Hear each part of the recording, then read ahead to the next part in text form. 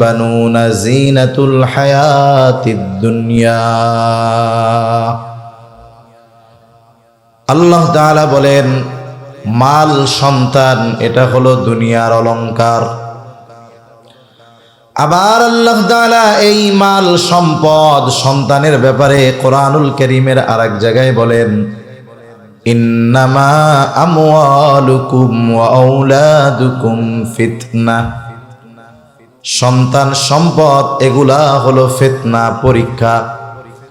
যেই দুইটা জিনিসকে আল্লাহ তাআলা দুনিয়ার অলংকার বলেছেন, ওই দুইটা জিনিসকে আল্লাহ তাআলা আবার পরীক্ষা বলেছেন। কেন? তার মানে এই দুনিয়াতে মানুষ সন্তানকে কেন্দ্র করে সম্পদ উপার্জনের দিকে নজর দেয় বেশি। এই দুনিয়াতে যারা দেখবেন অবৈধভাবে সম্পদ গড়ে, সম্পদের পাহাড় গড়ে, সে নিজে গড়ে কিন্তু নিজে ভোগ করে না। বলে এত কিছু কেন করো? বলে সন্তানদের জন্য করি। তার মানে বোঝা গেল যেই মানুষগুলো নাফরমানি করে সন্তানের জন্য করে। আবার কেন করে? বলে সম্পদের লোভে করে। তার মানে এই দুইটা জিনিসকে আল্লাহ তাআলা অলংকার বলে অভিহিত করার পাশাপাশি এই দুইটা জিনিসকে আল্লাহ তাআলা ফিতনা বা পরীক্ষা হিসাবেও অভিহিত করেছে। এজন্য যদি সন্তান যথাযথভাবে গড়ে তোলা যায়, সন্তান অলংকার।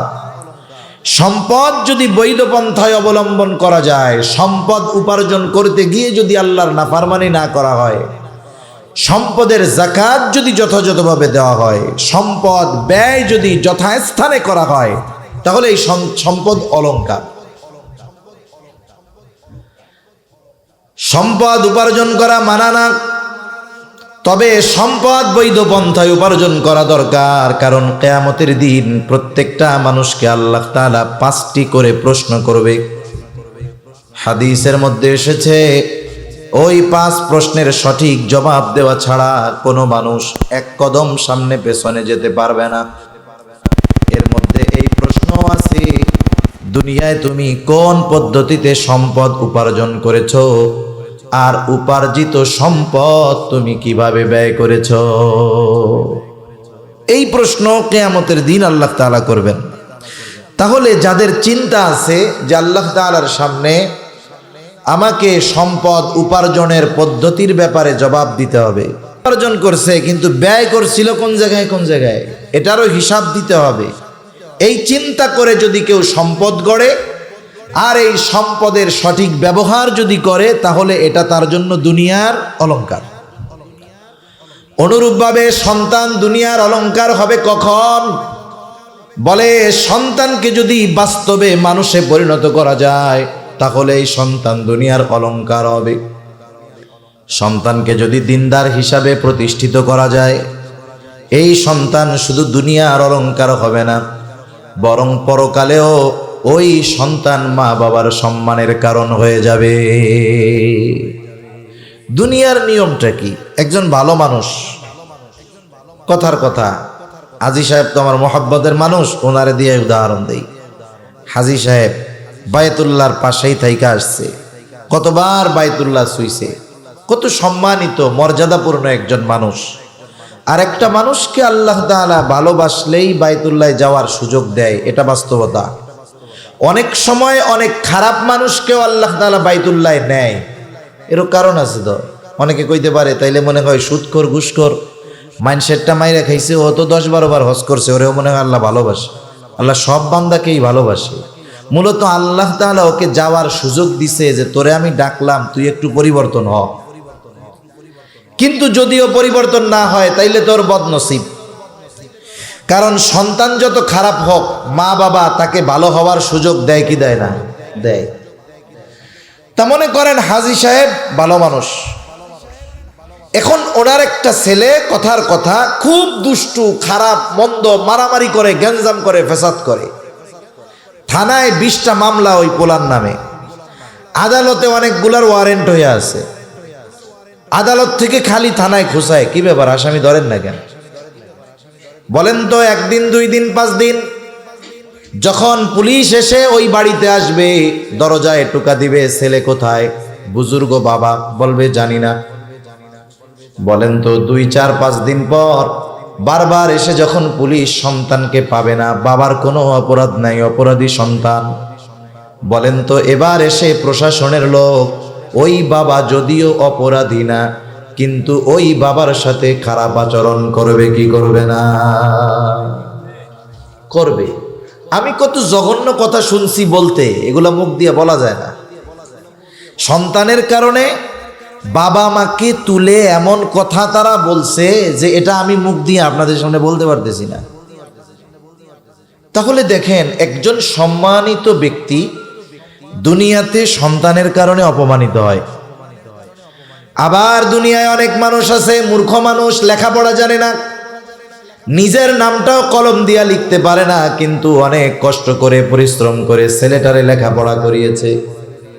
মনে করেন জাগতিক লাইনেই করাইলো, লেখাপড়া করে বিসিএস ক্যাডার, অনেক বড় অফিসার। বলেন তো ওই কৃষক মানুষ অথবা মূর্খ মানুষটা যখন ছেলের অফিসে যাবে, যখন সব স্টাফরা জানবে আমাদের অফিসার সাহেবের বাবা, সালাম দিবে কি দিবে না? তার মানে দেখেন, দুনিয়ার লাইনেও যদি একটা সন্তানকে ভালো বানানো যায়, একজন মূর্খ মানুষ, খারাপ মানুষ, সেও ওই সন্তানের কারণে দুনিয়ায় সম্মানিত হয়। আখিরাতের নিজামটাও অনেকটা এরকম। দুনিয়ার অনেক ভালো মা বাবা সন্তানের কারণে আখিরাতে ধরা খেয়ে যাবে। দুনিয়ার অনেক অল্প আমল করনেওয়ালা মা বাবা হয়তো গুনার সাথে জড়িত ছিল, সন্তানের কারণে মাপ পেয়ে যাবে। এজন্য আল্লাহ তাআলা সন্তানকে বড় নিয়ামত হিসেবে অভিহিত করছেন। আমাদেরও সেই জন্য উচিত সন্তান নামক এই নিয়ামতের কদর করা, ঠিক কিনা বলেন? আমাদের দেশে আমরা সন্তানকে কি মনে করি? আমাদের দেশে আমরা সন্তানকে মোটামুটি মনে করি যে কোনো মতে ম্যাট্রিক পাস করায়া ওরে যদি একটা আর্মির চাকরি দিয়ে দিতে পারি তাইলে আর টেনশন কি, মরা পর্যন্ত বয়া বয়া খামু, অসুস্থ হইলে সিএমএসে চিকিৎসা করাইব, ওই টাকাও লাগলো না, আবার মাস শেষে বেতন পাইব, কোনো টেনশনও নাই। তার মানে আমরা আমাদের সন্তানদেরকে মোটামুটি ছোটোখাটো একটা টাকার মেশিন, এটিএম বুথ মনে করি। অনেক বাবার এই চিন্তা থাকে যে সন্তানকে কোনো মতে চাকরি একটাতে ঢুকাই দিতে পারলে আমি বাপ, আমার দায়িত্ব শেষ, আমি সফল। কিন্তু বলেন তো, একটা সন্তানকে টাকা উপার্জনের মেশিন বানাইয়া দিলেই কি বাবা মার দায়িত্ব কি শেষ? শেষ না। এজন্য এই পৃথিবীতে আমরা অনেক মানুষ দেখেছি, আপনারাও দেখছেন, যে বাবা 3 সন্তান, জীবনের সব কিছু ব্যয় করে 3 জনকে উচ্চ শিক্ষিত বানিয়েছে। একজন বড় ইঞ্জিনিয়ার, একজন বড় ডাক্তার, আরেকজন বিদেশে বড় চাকরি করে, গবেষক, কোটি কোটি টাকার মালিক। বাবার নিজের নামে কোনো সম্পদ নাই, টাকা নাই, পয়সা নাই। সন্তানেরা আমেরিকায় সেটেল, আমেরিকায় প্রবাসী। দেখা যায় জীবনের পড়ন্ত বেলায় সন্তানদের উঁচু বিল্ডিং 10 তলায় থাকার জায়গা হয় না, 10 তলা তো বহুদূর, সন্তানের বাড়ির গাছতলায়ও থাকার জায়গা হয় না। ওই সন্তানকে যে সম্পদ ব্যয় করে লেখাপড়া শিখিয়েছিল, ওই সন্তান মা বাবাকে বোঝা মনে করে, ময়লা মনে করে। এক সময় ওই পিতার অবস্থান হয়ে যায় বৃদ্ধাশ্রম। জাগতিক লাইনের অনেক মানুষের কথা এরকম আছে। আরে অনেক সময় আমরা মনে করতাম যে ছেলেরা মনে হয় খারাপ হয়, বাপ লেখাপড়া শিখাইছে, বাপরে ভুলে গেছে। গত বছর এক জায়গায় দেখলাম মেয়েরাও এরকম হয়। আমরা তো মনে করি যে মেয়েরা, ভাইরা, ছেলেরা যতই অযত্ন মা বাবার করুক না কেন, মেয়েরা কিন্তু করে না, যত্ন করে। গত বছর দেখলাম এক মানুষ ঢাকায় কোন বৃদ্ধাশ্রমে আসছে, তার 2টা মেয়ে। কয়টা মেয়ে? বেচারা লেখাপড়া করাইয়া 2 মেয়েরে ডাক্তার বানাইছে। ডাক্তার মানেই তো আবার টাকার মেশিন। শুধু ভিজিট তা না, ভিজিট 800, 900, 1000 আছে। টেস্টের ব্যবসা আছে না নাই? যেই রুগী যাবে সুস্থ হইলেও 5,000 টাকার টেস্ট, 10,000 টাকার টেস্ট, আবার করাইতে হবে অমক ডায়াগনস্টিক সেন্টার থেকে। ওনার নামে প্রেসক্রিপশন গেলেই ওই জায়গায় 25%। তার মানে 10,000 টাকার টেস্ট হইলে 2,500 ওনার আছে। মানে টাকার মেশিন বানায় দিছে মেয়েদেরকে। এরপরেও দেখেন মেয়েদের পেট ভরে নাই, মেয়েরা ওই বাবার সব সম্পদ দখল দিয়ে বাবার সম্পদগুলো নিজের নামে লিখে বাবাকে বের করে দিয়েছে। আবার গত বছর এক জায়গায় দেখলাম, তার আগের বছর মনে হয়, ঘটনা অনেক ঘটে কিন্তু কিছু ঘটনা বেশি প্রকাশ হয়। এক বাপ মারা গেছে, তার 2 সন্তান। বাপ চাকরি করতো ব্যাংকে, ভালো টাকা কামাই করছে, বাড়ি করছে 2 তলা বাড়ি, সম্পদ আছে। বাবা মারা গেছে, বাবার লাশ বাড়ির নিচে। 2 ভাইয়ের মধ্যে সম্পদ ভাগাভাগি নিয়ে দ্বন্দ্ব শুরু হয়ে গেছে। লাশের গোসলের খবর নাই, গোসল যেহেতু নাই, দাফন কাফনের কি হবে আর? 24 ঘন্টা পার হয়ে গেছে, লাশে পচন ধরা শুরু হয়ে গেছে। 2 ভাই সম্পদ বন্টন নিয়ে ব্যস্ত। এলাকার লোকজন প্রশাসনকে খবর দিয়েছে, এরপরে প্রশাসনের সহযোগিতায় গোসল করে লাশ দাফনের ব্যবস্থা করা হয়েছে। এরকম ঘটনা অনেক আছে। এখন কথা হলো, খোঁজ নিয়ে দেখবেন এই ধরনের ঘটনা ওই পিতার সাথেই ঘটছে যেই পিতা তার সন্তানকে দ্বীন শেখায় নাই। আমি আলেম বলতেছি না, কিন্তু আমি কি বলছি? দ্বীন শেখায় নাই।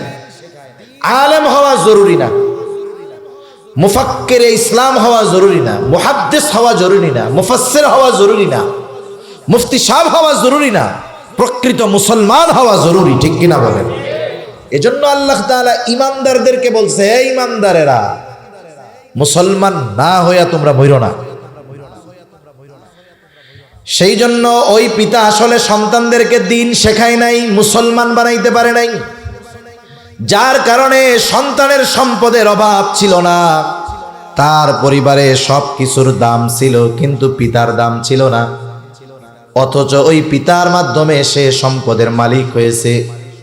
আপনি আমাকে দেখাতে পারবেন না যেই পিতা তার সন্তানকে দ্বীন শিখিয়েছে, দুনিয়াদার বানাতে পারে নাই। দেখা যাবে গরিব মানুষ ছেলেটাকে দ্বীন শিখিয়েছে, ছেলেটা রিক্সা চালায় তবে দ্বীনদার। আল্লাহর কসম, ওই ছেলে যদিও তার পরিবার নিয়ে চলতে কষ্ট হয়, কিন্তু কষ্ট হওয়ার পরেও তার ঘরে যদি বৃদ্ধ মা বাবা থাকে, ওই দিন মজুর রিক্সাওয়ালা কুলি তার মা বাবাকে বোঝা মনে করে না, বরং নিজের যত কষ্ট হোক মা বাবার দিকে সর্বোচ্চ নজর সে রাখে। আপনি এটা দেখাইতে পারবেন না যে সন্তান দিনদার হোক গরিব, কিন্তু ওই সন্তান মা বাবাকে অবহেলা করে, দেখাতে আপনি পারবেন না। বরং মা বাবারও দোয়া করে, যখন দেখে যে আমার পোলার ইনকাম নাই কিন্তু আমার চিকিৎসার জন্য চেষ্টা করে, তখন আরো দোয়া করে।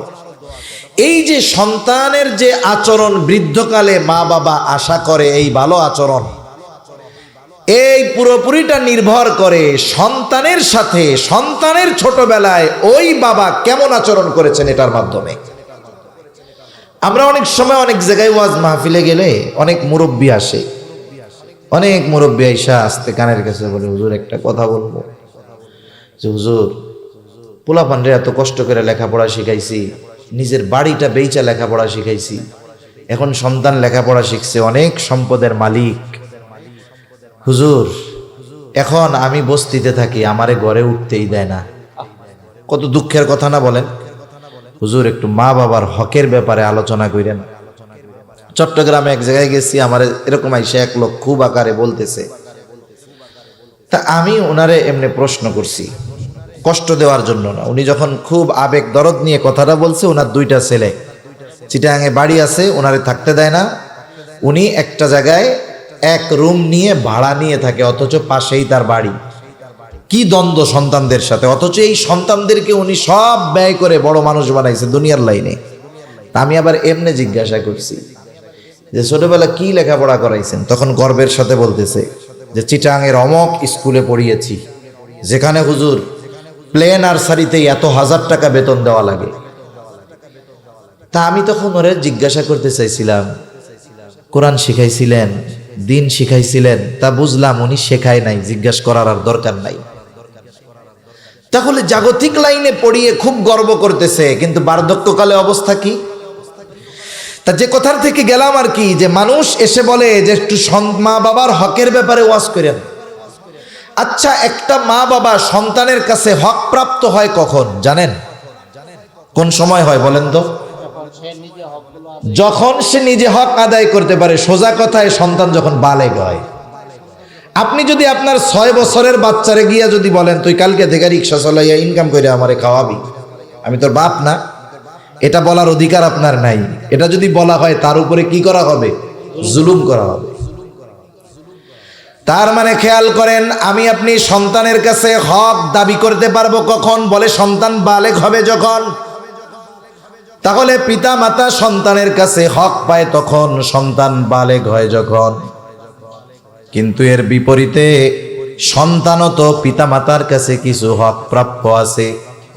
যেমন প্রসিদ্ধ একটা ঘটনা আছে, খলিফাতুল মুসলিমিন হযরত ওমর রাদিয়াল্লাহু তাআলা আনহুর সময় এক ব্যক্তি তার সন্তানের ব্যাপারে ওমর রাদিয়াল্লাহু তাআলা আনহুর কাছে এসে অভিযোগ দায়ের করেছে, খলিফাতুল মুসলিমিন, আমার সন্তান আমার সাথে সদাচরণ করে না, আমার হক আদায় করে না, আপনি একটু তাকে বইলা দেন। হযরত ওমর রাদিয়াল্লাহু তাআলা ওই ছেলেটাকে জিজ্ঞাসা করতেছে, কি ব্যাপার, তুমি কি তোমার পিতার হক আদায় করো না? ছেলেটা এবার পাল্টা প্রশ্ন করেছে খলিফাতুল মুসলিমিনকে, ও খলিফাতুল মুসলিমিন, হক কি শুধু পিতা মাতা সন্তানের কাছে পায়? সন্তান কি পিতার কাছে কোনো হক পায় না? হযরত ওমর রাদিয়াল্লাহু তাআলা আনহু কয়েকটা হকের কথা বলেছেন। 1 নাম্বার, তিনি যেই হকের কথা বলেছেন সন্তানের হক, যেটা সে পিতার কাছে পাবে, 1 নম্বরে তিনি বলেছেন প্রত্যেকটা সন্তানের অন্যতম প্রধান হক যেটা সে তার পিতার কাছে প্রাপ্য, সেটা হলো একজন দিনদার মা। দিনদার মা সন্তানের হক। কার হক? জোরে কোন, আরো জোরে, কার হক? তাহলে বলেন সন্তান আগে হয় না বিয়ে আগে হয়? বিয়ে আগে হয় না? তার মানে কেউ যদি দিনহীন কোন নারী বিবাহ করে, চেহারা দেখা, আমার আগে হযরত বলছে না যে নারীরা জাহান্নামে যাবে কেন, ওই রকম সুরাত মুরাত দেখা, আটা ময়দা মাখানো সাদা চেহারা দেখা কেউ যদি পাগল হইয়া বিয়া করে, দিন নাই, সাথে সাথে সে তার অনাগত সন্তানের প্রথম হক নষ্ট করে। এজন্য বিবাহের ক্ষেত্রেও ইসলামকে পরিপূর্ণ অনুসরণ করতে হবে। আমাদের সমাজে বিবাহের ইসলাম আছে, আপনাদের তো, আপনারা ভালো মানুষ, আপনাদের খবর তো আমি জানি না, আমাদের সমাজে আছে যা। বিবাহের মধ্যে ইসলাম কতটুক জানেননি? ইসলাম হইল হুজুররে ডাক দিয়া ওই যে কবুলটা পড়ায় দেওয়া, এরপরে কই হুজুর আপনি যান গা, এই পরিবেশ আপনার লাগা না। হুজুরের দায়িত্ব ওই 2-3 মিনিটের মধ্যে খেল খতম, এরপরে হুজুরের আর দরকার নাই। অথচ বিবাহ একটা ইবাদত। বিবাহ কি জোরে বলেন? বিবাহ নবীজির সুন্নাত, প্রত্যেকটা সুন্নাত ইবাদত। আর প্রত্যেকটা ইবাদতের পদ্ধতি নবীজি সাল্লাল্লাহু আলাইহি ওয়াসাল্লাম দেখায় দিবেন কি দেন নাই? জীবনের এমন কোন দিক নাই যেই জায়গায় ইসলাম নাই, সুন্নাত নাই। আরে ভাই, রাতে ঘুমাতে যাব তখন কি করতে হবে, ইসলাম সে কথা বলেছে, নবী সে কথা জানিয়ে দিয়েছে। রাত্রে ঘুমানোর সময় বাতিটা বন্ধ করে ঘুমাতে হবে। আপনাদের ইমাম সাহেব বিজ্ঞ একজন আলেম, আলহামদুলিল্লাহ ভালো একজন আলেম পাইছেন। জিজ্ঞাসা করেন তিরমিজির হাদিস, নবীজি বলেছে যখন তোমরা রাতে ঘুমাবা তোমাদের বাতিটাকে তোমরা বন্ধ করে ঘুমাবা, বাতি নিভায় ঘুমাবা। কারণ কি সেগুলো পরে, বাতি নেভানোর নির্দেশনা আছে তো নাকি? নবীজি বলছেন রাতে যখন বিছানায় শুইতে যাবা বিছানা ঝাড়া দিয়া ঘুমাইবা, কমপক্ষে লুঙ্গি দিয়া এরকম হইলেও ঝাড়া দিবা। যেই ইসলাম বাতি নিভানিয়ে ঘুমায়ের কথা বলে, যেই ইসলাম বিছানা ঝাড়ু দিয়ে ঘুমানোর ব্যাপারে নির্দেশনা দেয়, সেই ইসলামে বিবাহ কিভাবে করতে হবে আছে না নাই? কিন্তু বাস্তবতা বিবাহের শুরু থেকেই বরদিনী শুরু হয়। একবারে দেখতে যাবে শুরুতে, সবাই কয় যে বিয়ে করবো, এরে কয় তুই দেখার আগে আমরা আগে দেখে আসি। সবার পছন্দ হয়েছে, কয় তোর দুলাভাই তো গেল না রে, বিয়ে করবো, হ্যাঁ পছন্দ হইতোই বলবো দুলাভাইয়ের কথা হইলো কোনো। এই যে শুরু হইলো মামাতো ভাই, খালাতো ভাই, বন্ধু, এরপরে যায় আর হ্যাঁ যায় দেখে না, কয় সবার পছন্দ হয়েছে আমারও পছন্দ। আরে বেটা বিয়ে করবি তুই, পছন্দ তো তোর অন লাগবো আগে। এই জন্য যখন মেয়ে দেখা হবে শুরুতে কি করতে হবে, শুধু ছেলে দেখবে, ছেলের বাপও দেখতে পারবে না। হাজী সাহেব যদি পোলা বিয়া দিতে যায়, কথার কথা আছে নাকি অবিবাহিত একটাও? ওনা তো দিয়াই দিছে সব। হাজী সাহেবও যদি যায় ছেলে বিবাহ দিতে, উনি আগে দেখতে পারবে না, দেখবে কে? শুধু ছেলে। আর অভ্যন্তরীণ খোঁজ খবর নিবে মেয়েরা, মহিলারা ভেতরের পরিবেশ বুঝবে, মহিলারা আবার ভেতরের পরিবেশ ভালো বুঝে। আর বাপ কি খবর নিবে? বাপ গিয়ে খবর নিবে পরিবারের খানদান কেমন, সম্ভ্রান্ত কিনা। একটা জিনিস মনে রাখবেন, দরিদ্রতা এক জিনিস, সম্ভ্রান্ততা আর এক জিনিস। অনেক মানুষ দরিদ্র কিন্তু সম্ভ্রান্ত, আত্মমর্যাদা নিয়ে চলে। অনেক মানুষ টাকাওয়ালা কিন্তু ওর ক্যারেক্টার একেবারে খ্যাত মার্কা, আছে না নাই? আগের মুরব্বীরা এই জন্য জাতপাত দেখতো। গ্রামে একটা কথা কয় না, জাতের মেয়ে কালা ভালো, নদীর পানি গোলাও ভালো। কিন্তু এখনকার জামানা হয়ে গেছে ব্যতিক্রম, এখন শুধু দেখে চেহারা কেমন সুন্দর। নবীজি সাল্লাল্লাহু আলাইহি ওয়াসাল্লাম সেই জন্য জানিয়ে দেন, 4টা জিনিস দেখে বিয়ে করা হয়। কয়টা জিনিস? 1 নাম্বার দেখে সৌন্দর্য, বংশ, মাল, দিনদারিত্ব। নবীজি স্পেশাল ভাবে দিনদারিত্বের ব্যাপারে বলেন, ফাযফার বিযাতিদ দ্বীন, দিনকে প্রাধান্য দাও। বাকি 3টা আছে, দিনদারিত্ব নাই, চেহারা সুন্দর, সম্পদ আছে উচ্চবংশীয়, কিন্তু দিনদারিত্ব নাই। বাদ, আগে দেখো পরিপূর্ণ দিনদারিত্ব আছে কিনা, এরপরে যদি বাকিগুলো পরিপূর্ণ থাকে তাহলে ভালোর উপরে ভালো। কিন্তু যদি দিনহীন হয়, ওই মেয়েকে যদি বিবাহ করো চেহারা দেখে, টাকা দেখে, বংশ দেখে, মনে রাখবা যার মধ্যে দিনদারিত্ব নাই তার চরিত্র কখনো সচ্চরিত্র হয় না। বিবাহের আগে চেহারার কদর থাকে কসম, বিবাহের পরে চরিত্রের কদর বেড়ে যায়। এই জন্য আগের থেকে দিনদারিত্বকে প্রাধান্য দেওয়া দরকার। যারা বিয়া করে ফেলছে তো করে ফেলছে, কিন্তু ভবিষ্যতে যাদেরকে আমরা বিবাহ দিব বা যারা বিবাহ করবে, এদেরকে এই জিনিসটা খেয়াল রাখতে হবে যে আমি একজন দিনদার মেয়েকে বিবাহ করব। যদি না করি তাহলে আমার সন্তান দুনিয়ায় আসার আগেই আমি অনাগত সন্তানের সর্বপ্রথম হক আমি নষ্ট করে ফেললাম। তাহলে আমার আপনার সন্তানদের প্রথম হক কি? বলে একজন দিনদার মা। এরপরে কিছু বিষয় আছে, যেমন মনে করেন এরপরে সন্তান যখন মাতৃগর্ভে আসবে, মাতৃগর্ভে কোটি কোটি শুক্রাণু থেকে মা বাবার মিশ্রিত একেবারে বিন্দু কণা পরিমাণ একটা শুক্রাণু অন্যান্য সবগুলার সাথে লড়াই করে করে মায়ের রেহেম পর্যন্ত পৌঁছায়া যাবে, যেটা দেখার জন্য মাইক্রোস্কোপের দরকার হয়। ওই রকম ক্ষুদ্র একেবারে সূক্ষ্ম সূচের আগার চাইতেও খুব সূক্ষ্ম একটু পানি থেকে আল্লাহ তাআলা 120 দিনের প্রসেসে একটা মাংসপিণ্ড মায়ের পেটের ভিতরে আল্লাহ তাআলা তৈরি করে। 120 দিন পর ওই মাংস টুকরার মধ্যে প্রাণ দেওয়া হয়। মনে রাখতে হবে, আগে আমাদের হাত পা চোখ কান বডি সব হয়, এরপরে প্রাণ দেওয়া হয় এমনটা নয়, বরং ওই মাংসের টুকরা যখন থাকে আল্লাহ তাআলার নির্দেশে একজন ফেরেশতা মায়ের রেহেমের মধ্যে চলে আসে, ওই মরা মাংসর টুকরার মধ্যে ওই সময় সে আল্লাহ তাআলার নির্দেশে রূহ ফুঁকে দেয়। এইবার হার্ট তৈরি হয়ে যায়। তৈরি হয় কি? প্রথম এই হার্ট কল্প তৈরি হয়ে যায়। এইবার আস্তে আস্তে বাকি সময়টাতে হাত পা চোখ কান পরিপূর্ণ হয়। অনেক সময় দেখবেন অনেক পোলাপান এরকম আমি দেখছি, হইছে 10 মাস পেটে থাকতে পারে নাই, অসুস্থতার কারণে 8.5 মাস এই সময় তাকে সিজার করে তো পেট থেকে বের করে ফেলছে। বাচ্চা বাইসা আছে কিন্তু মাথার খুলি হয় নাই। দেখছেন এরকম? মাথার খুলি শক্ত হয় নাই, চোখ বন্ধই রইছে, খুলে না, কারণ এখনো পরিপূর্ণভাবে হয় নাই। অনেক সময় বিকলাঙ্গ শিশু জন্মগ্রহণ করে নির্ধারিত সময়ের অনেক আগে, দেখা যায় তার হাত পরিপূর্ণ হয় নাই, পা পরিপূর্ণ হয় নাই, অপূর্ণাঙ্গ থাকে। তার মানে কি? আল্লাহ তাআলা প্রথম এই হার্ট তৈরি করেন, এরপরে বাকি সময়টাতে পরিপূর্ণ শরীরের আবহাওয়া আকৃতিগুলো আল্লাহ তৈরি করেন। চিকিৎসা বিজ্ঞান কি বলে? চিকিৎসা বিজ্ঞান বলে যখন হার্ট তৈরি হয়ে যায় তার মানে এখন ওর মধ্যে আল্লাহর নির্দেশে ফেরেশতা রূহ ফুঁকে দিয়েছে। আল্লাহ তাআলা কোরআনুল কারীমের মধ্যে বলেন, আল্লাযী খালাকাল মাউতা ওয়াল হায়াতা লিয়াবলুয়াকুম আইয়ুকুম আহসানু আমালা।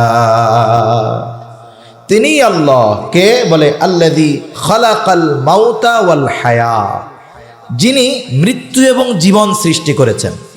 স্বাভাবিক দৃষ্টিকোণ থেকে আমরা দেখি মৃত্যু পরে জীবন আগে, কিন্তু আল্লাহ তাআলা এখানে বলেছেন মৃত্যু আগে জীবন পরে। কারণ কি? আসলে মায়ের পেটের মধ্যে আমরা মরাই ছিলাম। যতক্ষণ না আমাদের মধ্যে রূহ দেওয়া হয়েছে ততক্ষণ আমরা মৃত ছিলাম। এই মৃত থেকেই আল্লাহ আমাদেরকে সৃষ্টি করেছেন। এইবার রূহ যখন দেওয়া হলো, এটা প্রাণ পাইছে। এই প্রাণ পাওয়ার সাথে সাথে চোখও হয় নাই, কানও হয় নাই, কিছুই হয় নাই। ওই সময় থেকে মায়ের পেটে একটা বাচ্চা, মায়ের চিন্তা ভাবনা, সেই বাচ্চা যে পেটের মধ্যে কিছুই হয় নাই, মাংসের টুকরা, শুধু হাড় তৈরি হয়েছে, সে মায়ের সমস্ত অনুভূতিকে অনুভব করতে শিখে যায়। সুবহানাল্লাহ বলেন। মায়ের পেটের ভিতরে তার কিছুই হয় নাই, কিন্তু খালি কি হয়েছে? মাংস টুকরার মধ্যে আল্লাহ রূহ ফুঁকে দিয়েছে, হার্টটা হয়েছে, ওইটা পাম্পিং শুরু হয়ে গেছে। হার্ট এরকম পাম্পিং হয়, পাম্পিং শুরু হয়ে গেছে। আর ওই সময় সে অনুভব করতে পারে যে মা কোন মুডে আছে। এই বিষয়টাকে রিসার্চ করে আমেরিকার একজন বিজ্ঞানী চিকিৎসক, সে গবেষণা করে ফলাফল পেয়েছে এবং সে গর্ভবতী নারীদেরকে নিয়ে সেমিনার করেছে, কাউন্সিলিং করেছে। সে বলতেছে যে শোনেন, আপনি যদি আপনার সন্তানকে চান যে সে ভালো গায়ক হবে, তার কণ্ঠটা সুন্দর হবে, তাহলে আপনি বেশি বেশি গান গাইবেন, গান শুনবেন। আপনার এই প্রভাব আপনার গর্ভের সন্তানের উপরে পড়বে। কেন? বলে বাচ্চা যখন শ্রবণ শক্তি পায়, মার পেটের ভিতরে যখন তার শ্রবণ শক্তি আল্লাহ তাআলা দেন, তখন মা যদি কিছু বলে, পেটের মধ্যে সন্তান এইরকম কান খাড়া করে, সে শুনতে পায়। মা কিছু খাইছে, খাবারটা ভালো হয় নাই, মার যেমন অস্বস্তি লাগে, বাচ্চার এমন অস্বস্তি লাগে। এক্সপ্রেশন সে দেখায় যে আমার ভালো লাগে না এই খাবারটা। মার মন যদি খারাপ থাকে, মায়ের পেটের ভিতরে বাচ্চার মন খারাপ থাকে, তাহলে কতটা প্রভাব। এখনো যখন মা সন্তান যখন দুনিয়ায় আসে, সন্তানের বয়স 3 মাস, গেছে ডাক্তারের কাছে, পোলার জ্বর হয়েছে, ঠান্ডা লাগছে। এখন ডাক্তারের কাছে গিয়া বলে আমার এই 3 মাসের বাচ্চা, এর জ্বর হয়েছে বা ঠান্ডা লাগছে।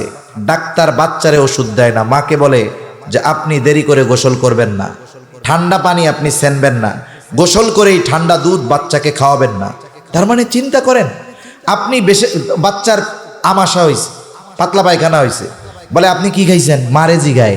তার মানে দুনিয়ায় আসার পরেও মায়ের খাবারের প্রভাব দুধের মাধ্যমে ওই সন্তানের উপরে বিস্তার করে। সুবহানাল্লাহ বলে। মায়ের পেটের মধ্যে থাকতেও বাচ্চা এরকম হয়। তাও এই বিজ্ঞানী চিকিৎসক বলতেছে, আপনি যদি চান আপনার সন্তান ভালো গায়ক হবে, সুরেলা কণ্ঠের অধিকারী হবে, তাহলে আপনি গান শুনবেন অথবা আপনি গান গাইবেন। আপনি যদি চান আপনার সন্তান ভালো অভিনেতা হবে, আপনি যার অভিনয় পছন্দ দেখতে থাকবেন, নিজে নাটক দেখবেন, সিনেমা দেখবেন। এখন বলেন তো, সন্তান পেটে মা যদি গান শুনে, এই জন্য সন্তান ভালো গায়ক হয়, অভিনয় দেখলে যদি ভালো অভিনেতা হয়, ওই মা যদি সন্তানকে পেটে নিয়ে কোরআন পড়ে, তাহলে ওই সন্তান কোরআন প্রিয় হবে কি হবে না? ওই মা যদি বেশি বেশি দুরূদ পড়ে, অবশ্যই ওই সন্তান নবী প্রেমিক হবে।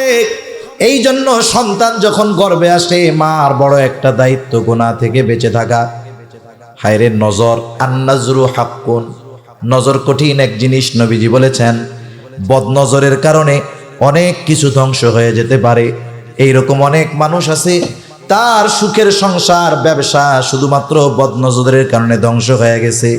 এরকম ইতিহাস এই পৃথিবীর বুকে আছে। এই যে সন্তান যখন মায়ের গর্ভে থাকে, ওই সন্তানের গর্ভবতী মার ওই গর্ভ যখন সন্তান মায়ের পেটে, ওই পেট যদি কোনো খারাপ মানুষ দেখে, কারো যদি বদনজর লাগে, ওই বদনজরের প্রভাব পর্যন্ত সন্তানের উপরে পড়ে। এজন্য সন্তান যখন মাতৃগর্ভে আসবে, সে তার জীবনটাকে একেবারে আবদ্ধ করে ফেলবে। উল্টা আমাদের দেশে কি হয়, উল্টা আমাদের দেশে হয় কি বলে, এই যে 9 মাস 10 মাস ঘরে বসে কেমনে থাকবো, আমার তো একটা অ্যান্ড্রয়েড ফোন নাই, আপনি থাকেন সৌদি আরব, আমার একটা অ্যান্ড্রয়েড ফোন পাঠাই দিয়েন। এনে অ্যান্ড্রয়েড ফোন তো পাঠাইছে, ভিডিও কলে আর কয়দিন কথা কইব, কতক্ষণ কওয়া যায়, কয় ইন্টারনেট ঠিক মতো থাকে না গো, আমার একটু ওয়াইফাই লাইনটা দিয়ে দিয়েন। এই তো কাম সারা। এইবার ঘরের মধ্যে বইয়া বইয়া এই 9 মাস যা দেখে ওই পোলার উপরে এটার প্রভাব পড়ে, ঠিক কিনা বলেন? এজন্যই তো এখনকার পোলা মাইয়া বাইর হইয়াই 3 মাসেরটারেও মোবাইল দিয়া দেখেন এরকম চায়া থাকবো। 3 মাসেরটি বোঝে না, দেখেন এরকম চায়া থাকে, একবার এরকম। এটা হলো মার ফজিলত ওর উপরে গিয়া পড়ছে, এই জন্য এই অবস্থা। এজন্য উচিত সন্তান যখন মায়ের গর্ভে, মা তখন নিজের পরিবর্তন করে ফেলবে। নামাজ বেশি পড়তে পারে না, দরকার নাই, ফরজগুলো যথাযথভাবে আদায় করবে, ওয়াজিবগুলো আদায় করবে, সুন্নতে মুআক্কাদা আদায় করবে, বাকি সময় কোরআন তিলাওয়াত করবে, বাকি সময় তাসবিহ তাহলিল পাঠ করবে। তাহলে কি হবে, সে ওই সময় যেগুলো করবে তার পূর্ণ প্রভাব তার বাচ্চার উপরে পড়বে। এইবার বাচ্চা দুনিয়ায় ভূমিষ্ঠ হইছে। আগে আমি আমার কথাই কই, ভিডিও করতেছে, আমি যেদিন হইছি বুঝছেন, আমার জন্ম যেদিন হইছে, আমাদের বাড়ি গৃহস্থ বাড়ি ছিল। ধান মাড়ানোর পরে এই খেড়গুলো দিয়ে পালা দেয়, আপনাদের এলাকায় কি কয়, পাড়ায় দেয়। মনে করেন যাদের বাড়ি ঘেরা আছে চারদিক, মহিলারাও ওই কাম করে, ঠিক না? আল্লাহ ফসল দেয়, এটা বড় নেয়ামত। গৃহস্থীর এই মহিলারা এই কাজগুলো করে। আমার মায়ে কইছে, যেই দিন আমি হইছি বা যেদিন তার আগের দিনও আমার মা এইরকম 10-15 ফিট একটা পালা দিছে নিজে বাড়ায় বাড়ায়। আর এখনকার মহিলারা এটা কল্পনাও করবে না, ঠিক কিনা বলেন? 6 মাস আগে গিয়ে হসপিটালে হয়ে থাকতে পারলে হয়। আরও কি কইব, যে না না স্বাভাবিক ডেলিভারি হবে না, আমারই করতে হবে, আমার সিজার করতে হবে, নইলে সমস্যা, ঠিক কিনা বলেন? আর ডাক্তাররাও তো এটা একটা বিজনেস। আপনি নিয়ে যাবেন আল্ট্রাসোনোগ্রাম করাবে, আমি তো ডাক্তার না, আপনি তো ডাক্তার না, কিছু বুঝবেন না। এবার বলবো, ওরে বাবা, বাচ্চার পজিশন খুব ব্যাড পজিশন, যে অবস্থায়, এই অবস্থায় যদি নর্মাল ডেলিভারি হয় তাহলে কিন্তু বাচ্চাও বাঁচবে না, বাচ্চার মাও বাঁচবে না। এবার আপনি কি করবেন? দূর মিয়া, পেট ফাইডে এই বাইর করেন, বাচ্চা তো থাকুক। এটা একটা সুপার বিজনেস। এটা একটা কি বিজনেস বলেন? Super business. এইবার মনে করেন হসপিটালে গিয়া ওইরকম হইছে বাচ্চা একটা, আবার হসপিটালের বাচ্চা হইছে, এটারে সহজে কাছে যাইতে দেয় না, আবার একটা কাঁচের বাক্সের মধ্যে নিয়ে আটকায় রাখে। মুসলিম দেশে ধরতে যাবেন, আজান দিতে যাবেন, সেই সুযোগও নাই। আবার অনেকে বুঝে না, উল্টাপাল্টা কামও করে। মনে করেন বাবা বিদেশে আছে, বাচ্চা হইছে, খুশির সংবাদ। এবার হসপিটালে ফোন দিছে ওই বিদেশে, সৌদি আরব, শুনছেন নি কি? আল্লাহ তো আমাকে একটা ছেলে দিছে, কয় আলহামদুলিল্লাহ। এবার ফোন রাখছে। সৌদি আরবের বাজে হইলো রাত 12টা, বাংলাদেশের বাজে হইলো রাত 3টা। এখন ওই সৌদি আরব থেকে রাত 3টার সময় দিছে ইমাম সাহেবের কাছে ফোন, আর নাইলে মুয়াজ্জিনের কাছে ফোন। মধ্যরাতের পরে ইমাম সাহেবদের কয়েক কারণে দাওয়াত দেয়, মানুষ খোঁজে। 1 নাম্বার হইলো, যদি কোনো এমন ঘটনা ঘটে গেছে, ধরা পড়ে গেছে, বিয়া দিতে হইব, এই টাইমে ইমামকে খুঁজবো রাত 2টার সময়। আর একটা হলো, যদি কেউ মরে তাইলে ফোন দিব, যাইয়া তাড়াতাড়ি বাইর করেন, আমার পোলাপান ঘুমাইতে পারতেছে না। দেখেন 12টার সময় যেই বিছানায় বাবা না থাকার কারণে সন্তানের ঘুম হয় নাই, বলে আব্বার কাছে ঘুমামু, 2টায় যদি বাপ মরে যায়, স্ত্রী ফোন দিয়া বলবো তাড়াতাড়ি বাইর করেন, পোলাপানে ঘুমাইতে পারতেছে না। এটাই জীবন, ঠিক কিনা কন? এখনো ফোন দিছে রাত 3টার সময়, ইমাম সাহেব মুয়াজ্জিন ফোন দিয়ে, ভাই মরছে কেডা? দূর মিয়া, কেউ মরে নাই, আমার একটা পোলা হয়েছে, আজান দিয়া দেন। এখন বলেন, পোলা হইল কই, খবর দিল কই, আজান দিবে কই? আজান দিতে হবে, বাচ্চার ডান কানে আজান, বাম কানে ইকামত। ওইখানে যদি কোনো পুরুষ না থাকে, নারীরাই এই শব্দগুলো কানে উচ্চারণ করে দিবে। এর কয়েকটা হিকমত আছে। 1 নম্বর হিকমত, আমরা ছিলাম রূহের জগতে, আলমে আরওয়াহ, ওইখান থেকে আল্লাহ পাঠাইছেন আলমে বতনে। ওইখানে আমরা 3 স্তরের নিরাপত্তার মধ্যে ছিলাম। আল্লাহ তাআলা বলেন, ফি করারিম মাকিন, সুরক্ষিত স্থানে আল্লাহ তাআলা আমাদের রাখছেন। ওইখানে কোনো জার্ম নাই, ফিতনা নাই, ফাসাদ নাই। যখন দুনিয়ায় আসলাম, হরেক রকমের কথা, হরেক রকমের আওয়াজ। আসলে উচিত হলো বান্দা আলমে দুনিয়ায় যখন আসলো, এই দুনিয়ার কোনো আওয়াজ তার কানে যাওয়ার আগে আল্লাহ তাআলার বড়ত্বের আওয়াজ, তাওহীদের ধ্বনি তার কানে পৌঁছায়া দিতে হবে। সেইখানে যদি পুরুষ না থাকে, নারীরাই ডান কানে আজান, বাম কানে ইকামত দিয়ে দিবে। কিন্তু আমাদের দেশে হসপিটালগুলোর মধ্যে অনেক সময় দেওয়া যায় না। অথচ দেখেন, আমেরিকা ইসলামের সবচাইতে বড় দুশ্মন। আমরা বলি ইসলামের সবচাইতে বড় দুশ্মন। এই আমেরিকার মিশিগান শহরের একটা গল্প আপনাদেরকে শোনাই।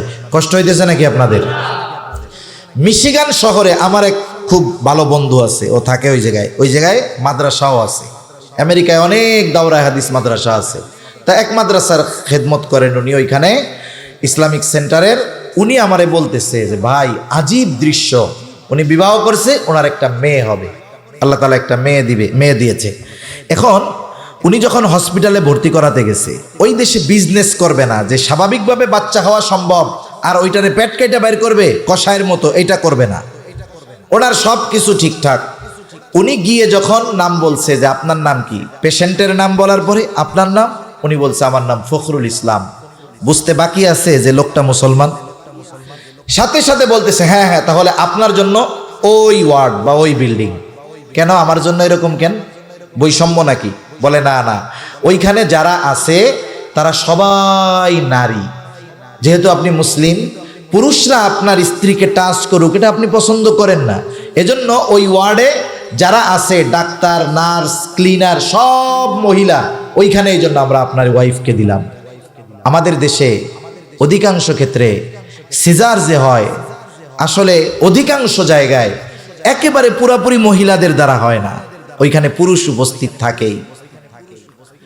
তা ওইখানে পুরোপুরি সব মহিলাদের নিয়ন্ত্রণে ওই ওয়ার্ডে আপনার স্ত্রীকে ভর্তি করা হয়েছে।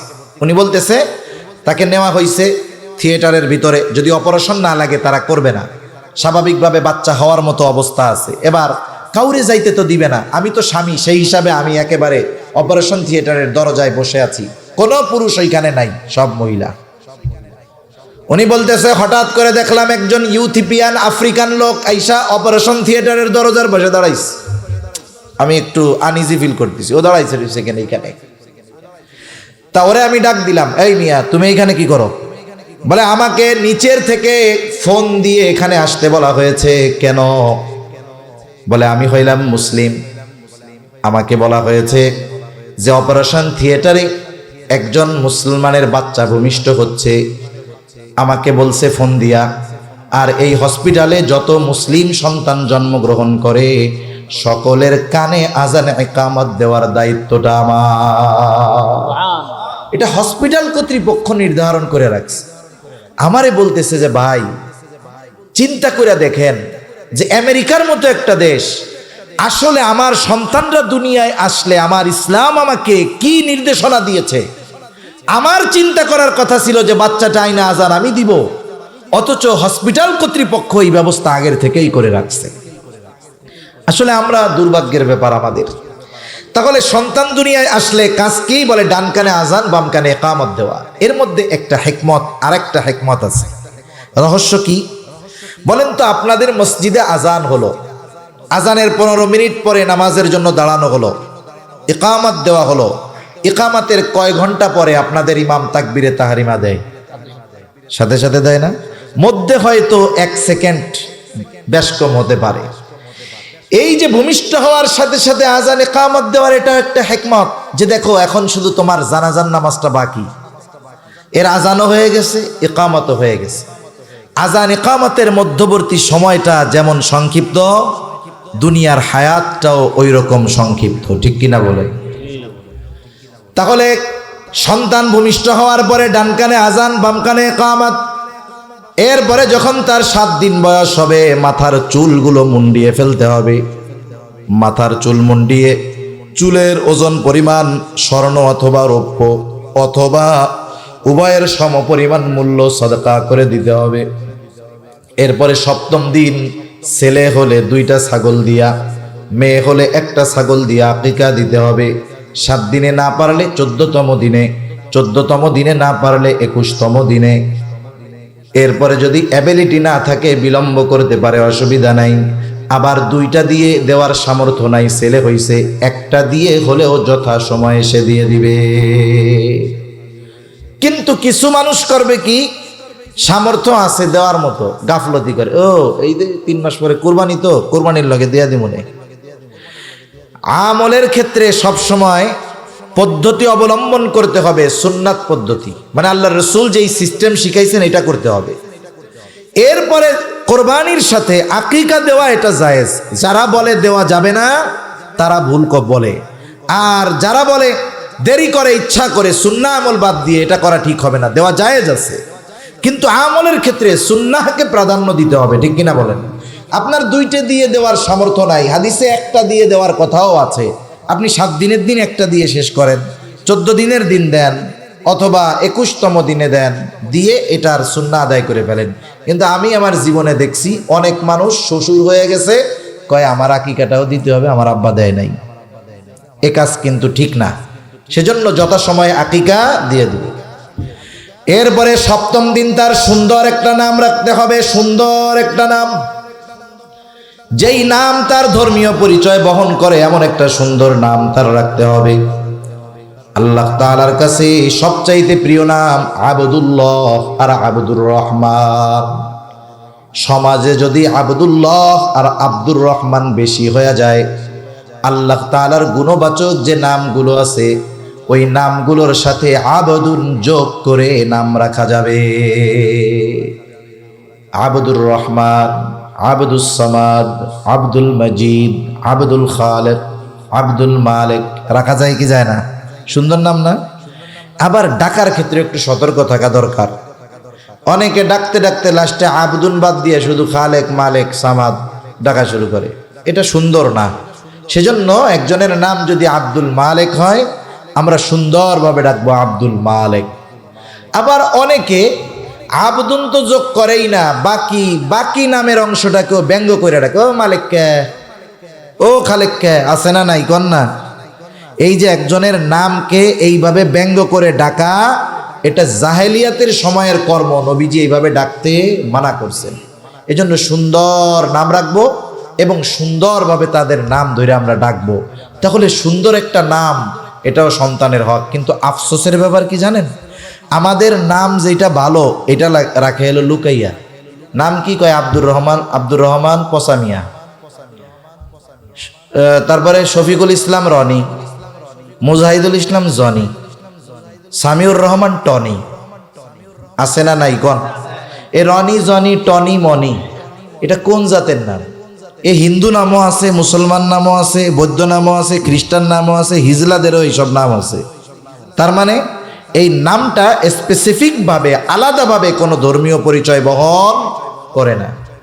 আপনি যতজন নবীর নাম শুনেছেন অথবা জানেন, যতজন সাহাবায়ে কেরামের নাম শুনেছেন অথবা জানেন, এই নাম শোনার সাথে সাথেই ওনার পরিচয় সামনে ভেসে ওঠে। এই জন্য নাম রাখতে হবে এমন নাম যেই নাম ধরে ডাকলে তার ধর্মীয় পরিচয় পাওয়া যায়। রাখা যাবে তো ইনশাআল্লাহ? আমরা ভালো নাম লুকায় রাখি আর খারাপ নামটারে বানাইছি ডাক নাম। বুজুর্গানে দিন বলেন, ভালো নামের ওসিলায়ও আল্লাহ মাফ করতে পারে, কারণ কিয়ামতের দিন আল্লাহ তাআলা বান্দাকে মাফ করার জন্য বাহানা তালাশ করবে। হয়তো কিয়ামতের দিন আল্লাহ তাআলা ডাক দিবে তার খলিল ইব্রাহিমকে, ডাকবে ইয়া ইব্রাহিম, ডাক শুইনা সব ইব্রাহিম চলে আসবে, কিন্তু আল্লাহ তাআলা ডাকছে তার খলিল ইব্রাহিমকে। এই আমি তো ডাকছি আমার খলিল ইব্রাহিম রে, তোমরা আসছো কেন? বলে আপনি তো আলাদাভাবে এটা কর নাই, আপনি তো ইব্রাহিম নামে ডাকছেন, আমার নামও তো ইব্রাহিম। হয়তো হতে পারে খলিলের নামের সাথে মিল হয়ে যাওয়ার কারণে আল্লাহ তাআলা তাকে মাফ করে দিতে পারে। এই জন্য ডাক নামগুলো ভালো রাখবো। যদি কারো থাকে এরকম উল্টাপাল্টা নাম, আজকে থেকে ভালো নামে ডাকা শুরু করবো, বলেন ইনশাআল্লাহ। এটা অভিভাবকদের দায়িত্ব। এমনি যুবক তরুণ ভাই যারা আছো, তোমাদের যদি এরকম উল্টাপাল্টা নাম থাকে, আজকে থেকে নতুন করে বন্ধুদেরকে ফেসবুক স্ট্যাটাস দিয়ে জানায় দিবা, আজকে থেকে আমার নাম হলো এইটা, আমাকে সবাই এই নামে ডাকবেন। তোমার আগের নামে টনি, জনি, রনি করে ডাকলে তুমি ভুলে ওইদিকে তাকাবা না, তুমি জানায় দিবা আমার নাম এইটা। কারণ নাম এটা আমাদের পরিচয় বহন করার মতো নাম হতে হবে। এরপরে সন্তান যখন একটু বড় হবে, জবান ফুটবে, জবান। বুজুর্গানে দিন বলেন, একটা বাচ্চার যখন 9 মাস, 10 মাস, 11 মাস হয়, এখনো কথা ফুটে নাই, কিন্তু মাঝে মধ্যে ভুলে চুলে আব্বা কয়ে ফেলে, আম্মা কয়ে ফেলে, বলে না এরকম? আসলে ও বুইজা কিন্তু আব্বাও কয় নাই মাও কয় নাই, এমনি কানতে গেছে, আব্বা বাইরে হয়ে গেছে মুখ দিয়া। যখন বাপে এই শব্দ শুনে যে আব্বু কইছে, বাবারে বাবা আনন্দে কয় আজকে আমার পোলা আমারে আব্বা ডাকছে। ওই পাশ দিয়া মা কয় আমারে তো প্রত্যেক বেলাই ডাকে, মানে কান্না করার আগে কয় মা, আর মা কি বলে যে আমারে মা বইলা ডাকছে। এখন বলেন তো এই যে মা বাবা, এই ধরনের আওয়াজ বাচ্চার মুখ থেকে শুনে মা বাবা খুশি হয় কি হয় না? কিন্তু আমাদের টার্গেট কি থাকবে? যে আমার সন্তানের মুখ দিয়ে যেন প্রথম বুলিটা বের হয় আল্লাহ। এই জন্য তার সামনে বারবার আল্লাহ আল্লাহ বলেন। কি হবে? আপনাকে আমাকে যদি আব্বু আম্মু বলে ডাক দেয় কলিজা ঠান্ডা হয়ে যায়। আর ওই ছোট বাচ্চাকে যদি আমরা আল্লাহ আল্লাহ শিখাই, আর ওই বাচ্চা যদি আল্লাহ আল্লাহ ডাকতে থাকে, বলেন তো আল্লাহ খুশি হবে কি হবে না? এই জন্য সন্তানের প্রথম বুলি যেন জবান দিয়ে হয় আল্লাহ, এটা শিখাবো। আর এই শেখানোটার বড় ভূমিকা পালন করে একজন মা। আমি অনেক বড় বড় মনীষীদের মায়েদের জীবনী পড়ছি অনেক আগে। তা একটা বিষয় আমি সবার ক্ষেত্রে পাইছি, অধিকাংশ মায়ের ক্ষেত্রে একটা বিষয় আমি পাইছি, যে ওই মা বলতেছে যে আমি আমার সন্তানকে বিসমিল্লাহ বিহীন আর অজু ছাড়া কখনো দুধ পান করাই নাই। যখন ওনাকে জিজ্ঞাসা করছে আপনার ছেলে এত বড় আলেম হলো, এত বড় বুজুর্গ, এর পেছনে কারণ কি আছে একটু খুলে বলেন তো। উনি যে কারণগুলো বলছে এর মধ্যে অন্যতম কারণ, অধিকাংশ মহিষী মায়ের কথা, যে আমি আমার সন্তানকে কখনো অজুবিহীন দুধ পান করাই নাই, আর বিসমিল্লাহ না বলে দুধ পান করাই নাই। সেই জন্য আমি আপনি যদি চাই আমার আপনার সন্তান ওই রকম হোক, তাহলে মায়েদের উচিত সন্তানদেরকে দুধ পান করানো অজু অবস্থায়, পবিত্র অবস্থায়, শালীন অবস্থায় ঢেকে, সাথে সাথে বিসমিল্লাহ সহকারে দুধ পান করানো উচিত। লাভটা কি হবে? আপনারা কুতুবউদ্দিন বখতিয়ার কাকি রহমাতুল্লাহ আলাইহির ঘটনা শুনছেন। ওনার বয়স 6, এর আগে ওনার মা বাবা ওনাকে কিছু লেখাপড়া শেখান নাই, কিছুই করান নাই। মক্তবে নিয়ে গেছে ওস্তাদের কাছে, ওস্তাদের কাছে গিয়ে নিয়ে গেছে, ওস্তাদ পড়ানো শুরু করছে, আউযু বিল্লাহি মিনাশ শাইতানির রাজীম, বিসমিল্লাহির রহমানির রহিম। এইবার ছোট বাচ্চা, 6 বছরের বাচ্চা পড়া শুরু করছে, আউযু বিল্লাহি মিনাশ শাইতানির রাজীম, বিসমিল্লাহির রহমানির রহিম, আলহামদুলিল্লাহি রাব্বিল আলামিন, আর রহমানির রহিম, মালিকি ইয়াউমিদ্দিন, ইয়্যাকা না'বুদু ওয়া ইয়্যাকা নাস্তাঈন। পড়া শুরু করছে, বাচ্চা আর থামে না, একবারে ব্রেক দিছে 18 পারা শেষ কইরা। সুবহানাল্লাহ বলেন। প্রথম বিষয় হলো 6 বছরের বাচ্চা 18 পারা হেফজ করছে, এটা অবাক হওয়ার কোনো কিছু নাই। এখন আপনি মোবাইলের মধ্যে সার্চ দেন, এই তো মনে হয় কয়েক মাস আগের কথা বা 1 বছর হবে সর্বোচ্চ, একটা বাচ্চা আলজেরিয়ার না কোন জায়গার, মায়ের কোলের মধ্যে বসা, 3-3.5 বছর বয়স। মা যদি বলে আলহামদুলিল্লাহি রাব্বিল আলামিন, সাথে সাথে বাচ্চা কয় আর রহমানির রহিম। মা বলে কোরআনের যেখান থেকেই আমি পড়ি না কেন, তারপর থেকে আমার সন্তান অনর্গল পড়তে পারে।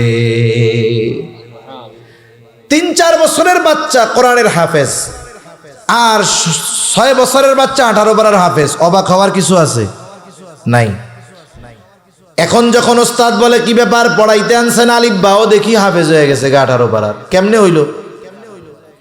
এখন মাও চিন্তা করে আমিও তো পড়াই নাই, কোথার থেকে হলো? এবার জিজ্ঞাসা করে ওস্তাদ আপনি কি হাফেজা? মা জবাব দেয় আমি পরিপূর্ণ হিফজ করতে পারি নাই, 18 পারা হিফজ করেছি। বাচ্চারে মুখস্থ করাইছেন নাকি? বলে আমি তো করাই নাই। কি করছেন? বলে সন্তান যখন আমার পেটে ছিল আমি যে কত হাজার বার এই 18 পারা খতম করেছি, এর শেষ নাই।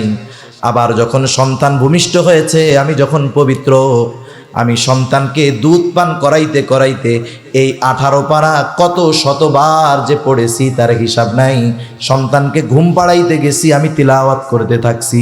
তার মানে আমার সন্তানের 6 বছরে হাজার হাজার বার আমার জবান দিয়ে সে এই 18 পারার তিলাওয়াত শুনেছে।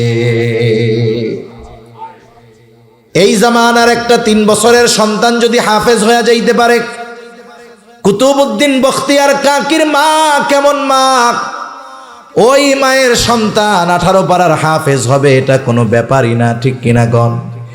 এই জন্য অনেক মা সন্তানদেরকে দুধ পান করানোর সময় বলে, হাট্টিমা টিম টিম তারা মাঠে পাড়ে ডিম, তাদের খাড়া 2টা শিং, তারা হাট্টিমা টিম টিম, এরকম কবিতা কয় না? ওই দেখা যায় তাল গাছ, ওই আমাদের গা, ওইখানেতে বাস করে কানা বগির সা, আব্বা খাও খাও। এখন বলেন তো, ওই মা যদি এইগুলা বাদ দিয়ে কোরআন তিলাওয়াত করে, সে যতটুকুই পারে, ওই বাচ্চা শুনবে কি শুনবে না? আমি আমার অভিজ্ঞতা আপনাদের সাথে শোনাই। আমার বাসায় ছোট বাচ্চা, আমার ছেলে প্রথম, একেবারে ছোটবেলা থেকে আমি যখনই বাসায় থাকি, সকাল সন্ধ্যা আয়াতুল কুরসি জোরে জোরে পড়া ওরে ফু দেই, একটু জোরে জোরে পড়ি। ওর যখন একটু একটু বুলি ফুটছে, এখনো দুধ ছাড়ে নাই, একটু একটু বুলি ফুটছে, আমি হঠাৎ একদিন খেয়াল করি একা একা শুয়ে শুয়ে সে পড়তেছে ওয়াসিয়া কুরসিয়ুস সামাওয়াতি ওয়াল আরদ। ছোট বাচ্চার ভাষায়। আমি তো ওরে কোনোদিন মুখস্থ করাই নাই, কিন্তু যখন ওর সামনে আমি পড়েছি, ওইগুলা ওর জেহেন তো একেবারে ফাঁকা, মেমোরি ফাঁকা, ওইগুলা ও খেয়াল দিয়ে শুনে শুনে মুখস্থ করে ফেলছে। এই জন্য ছোট বাচ্চারা যখন বাচ্চা থাকবে, দুধ পান করানো অবস্থায় মায়েদের উচিত সন্তানদেরকে সূরা শোনায়া শোনায়া দুধ পান করানো। এর প্রভাব সে পরবর্তীতে টের পাবে। তাহলে এরপরে ছোট বাচ্চার যখন বুলি ফুটবে, প্রথম বুলি হবে আল্লাহ, এই প্রচেষ্টা করতে হবে। এরপরে যখন সে আস্তে আস্তে বড় হবে, সর্বপ্রথম তাকে কোরআনের শিক্ষায় শিক্ষিত করতে হবে, দিন শিখাতে হবে। মনে রাখবেন, আমি দিন শেখা যেমন জরুরি, আমার অধীনস্থদেরকেও দিন শেখানো জরুরি। হাদিসের মধ্যে আসছে, নবীজি বলেন, তলাবুল ইলমি ফারিদাতুন আলা কুল্লি মুসলিম। দিন ইলম শিক্ষা করা প্রত্যেক মুসলমান নরনারীর উপরে ফরজ। প্রথম কথা হলো, ফরজ তো বুঝলাম, কতটুকু ফরজ? কেউ কেউ বলেন নিজে দিনের উপরে চলতে যতটুকু শেখা দরকার ততটুকু শেখা ফরজ। আবার কেউ কেউ বলেন না, আর একটু বেশি ফরজ। কতটুক? কারণ কোরআনুল কারীমের মধ্যে আল্লাহ তাআলা বলেন, ইয়া আইয়ুহাল্লাযীনা আমানু কু আনফুসাকুম ওয়া আহলিকুম নারা। আল্লাহ তাআলার আদেশ, হে ইমানদারেরা, নিজে জাহান্নামের আগুন থেকে বাঁচো, অধীনস্থদেরকে বাঁচাও। নিজে বাঁচবো কেমনে? বলে আমলের মাধ্যমে, গুনাহ থেকে বাঁচার মাধ্যমে জাহান্নাম থেকে নিজেকে বাঁচাও। অধীনস্থদেরকে কেমন করে বাঁচাবো? বলে তাদেরকে দ্বীনের উপরে পরিচালিত করানোর মাধ্যমে বাঁচানোর চেষ্টা করো। এখন বলেন, নিজে দ্বীনের উপরে চলতে যদি ইলমের দরকার হয়, অধীনস্থদেরকে দ্বীনের উপরে চালানোর জন্য ইলমে দ্বীন শিক্ষা করার দরকার আছে না নাই? সেই জন্য এতটুকু ইলমে দ্বীন যদি আমরা কেউ না শিখি, তাহলে তো গুনাহগার হয়ে যাব। নিজে না শিখলেও গুনাহগার, অধীনস্থদের শেখানোর ব্যবস্থা না করলেও গুনাহগার। এখন সন্তানরা ছোট, তাদেরকে শিখাইলাম, কিন্তু যারা বড় হইছি তারা শিখমু কেমনে? আমাদের উপমহাদেশে দিন শেখার প্রধান মাধ্যম ছিল 3টা। কয়টা? ঘুমাসতেছে নাকি আপনাদের? তাকবীর দেন তো, নারায়ে তাকবীর, আরো জোরে নারায়ে তাকবীর। মাশাআল্লাহ, সজাগ আছেন, বোঝা গেছে। রায়পুরার লোক যদি ঘুমায় যায় কাম হইব। উপমহাদেশে দিন শেখার প্রথম মাধ্যম ছিল 3টা। কয়টা? মানে প্রসিদ্ধ মাধ্যম। 1 নম্বর মাধ্যম এই দ্বীনি মাদ্রাসাগুলা। 2 নম্বর মাধ্যম ছিল হক্কানি পীর মাশায়েখের খানকাহ। কিন্তু এখনকার জামানায় অবস্থা এমন যে একজন আহলে হক পীরের মুরিদ এত, ওনার কাছে অজুর মাসালা কি শিখবেন? মুসাফাই জীবনে 2-4 বার করা যায় না। এই জন্য অনেক সময় এনাদের কাছ থেকে দিন নেওয়াটা কঠিন হয়ে যায়, তবে ব্যবস্থা এখনো আছে। 3 নম্বর পদ্ধতি, উপমহাদেশের একজন আলেমের মাধ্যমে, যেই পদ্ধতি দাওয়াত ও তাবলীগের মেহনতের মাধ্যমে। মূলত এটা ছিল আওয়ামদের দিন শেখানোর চলতি ফিরতি মাদ্রাসা, ঠিক কিনা বলেন? একটা জিনিস মনে রাখতে হবে, দিন শেখানোর ব্যবস্থাপনা ওখানে উলামা ইকরাম থাকবে না, তাহলে দিন থাকবে না। আবার আপনারা বলতে পারেন হুজুর তাবলিগে যে জামু, তাবলিগে তো দুই গ্রুপ, বলে এক গ্রুপ হুজুরদের পক্ষে আর এক গ্রুপ বিপক্ষে। কার লগে জামু? আমি যদি সাধারণ পাবলিক হিসাবে জবাব দেই, যদি আমার উদ্দেশ্য থাকে আমাকে দিন শিখতে হবে, নামাজ শিখতে হবে, অবশ্যই আমাকে আপনাকে আলেমদের সাথে যাইতে হবে। আলেমদের সাথে গেলে লাভ কি হবে? একটা মানুষকে শেখানোর জন্য আগে নিজে শিখতে হয়। আমি যদি আপনারে কিছু শেখাইতে চাই, আগে সেটা আমাকে জানা থাকতে হবে। আমি যদি নামাজের ফরজ আপনাকে শেখাইতে চাই, আমার জানা থাকতে হবে। অজুর ফরজ যদি শেখাতে চাই, তাহলে অজুর ফরজ আমার জানা থাকতে হবে। আমি অনেক উলামা ইকরামের থেকে কারগুজারি শুনেছি, অনেকে গেছে তিন চিল্লার জামাতের আমির হয়ে আলেম, বলে হুজুর সাথে যেইগুলারে নিয়ে গেছি একটাও কোরআন পড়তে পারে না, সূরা সহি শুদ্ধ না। এই যে 4 মাস সময় আমার সাথে থাকছে, আলহামদুলিল্লাহ অনেকগুলারে 15-20 পারা কোরআন পড়ায়া বাড়িতে পাঠাইছি। আর যদি চিন্তা করেন 6 সূরার হুজুরের সাথে যাবো, তাইলে তো আর কিছু কওয়ার নাই। কিন্তু উলামায়ে কেরামের সাথে যদি যাওয়া হয়, আমার আপনার ত্রুটি বিচ্যুতিগুলো তাদের চোখে ধরা পড়বে। উলামায়ে কেরাম শুধু একটা নিয়মতান্ত্রিকতার মধ্যে শিক্ষা দিবে না, প্র্যাকটিক্যাল ভাবে শিক্ষা দিবে। মনে করেন একজন সূরা অশুদ্ধ পড়তেছে, আরে মিয়া আমারটা যদি বিশুদ্ধ না হয়, আমি অশুদ্ধ আলারটা ধরতে পারবো নাকি? আমার তো মনে হবে যে ওরে বাবা কি তিলাওয়াত করতেছে উনি। এজন্য তাবলীগের সময়টা উলামাদের সাথে দিলে এই লাভ। অনেক কারগুজারি আমি আপনাদের শোনাতে পারবো। একটা কই, ছাত্র জামানায় বাড়িতে গেলে আমরা 3 দিনের জামাতে যাইতাম। আমার দাদা ওই জায়গার কয়েকটা মসজিদে দীর্ঘদিন ইমামতি করছে, সেই সুবাদে ওনার মুসল্লিরা এখন মুরব্বী, আমার দাদার সময়ের, ওনারাও আমারে মহব্বত করে। বাড়িতে গেলে ওনাদের প্রস্তুতি থাকতো যে হাফেজ সাহেব আসলে আমরা একসাথে তাবলিগে যাবো। 70-80 জন 90 জন হয়ে যাইতো এক একটা জামাত। আমরা মাদ্রাসার থেকে যারা যাইতাম, আমাদের টার্গেট থাকতো এই 3 দিনে ওনাদের আমলে যে ত্রুটি বিচ্যুতিগুলো আছে সবগুলো আমরা মোটামুটি ঠিক করব। এই জন্য কড়া নজর রাখতাম ওনাদের উপরে, কে কি করতেছে।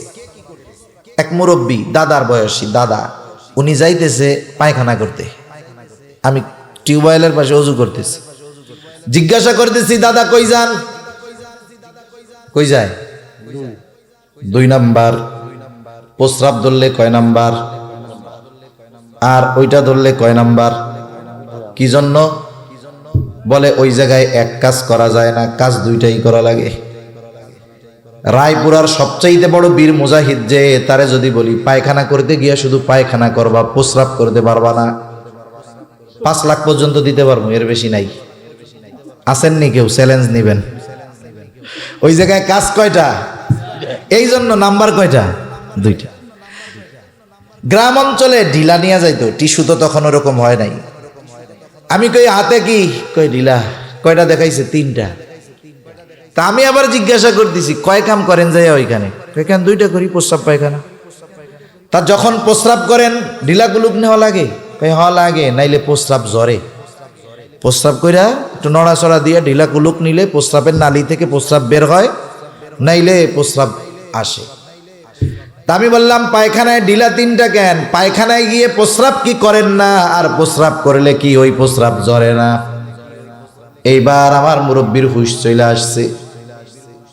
আমি বললাম প্রস্রাব পায়খানা করতে গিয়ে কি আপনার প্রস্রাবের রাস্তায় ঢিলা নেওয়া লাগে না? ওই সময় কি প্রস্রাব জ্বরে না? আবার প্রস্রাব যদি ধরে তাইলে তো কাপড়ে নাপাকি লেগে গেল, কাপড়ে নাপাকি লাগলে তো নামাজ হবে না। এইবার বেচারার চেহারাটা শুকায় গেছে। এখন আমি আর কি বলবো? আমি তারে একটু পদ্ধতি শিখাইয়া দিলাম, যে এই ঢিলা 3টা ব্যবহার করবেন বাথরুম করার পরে।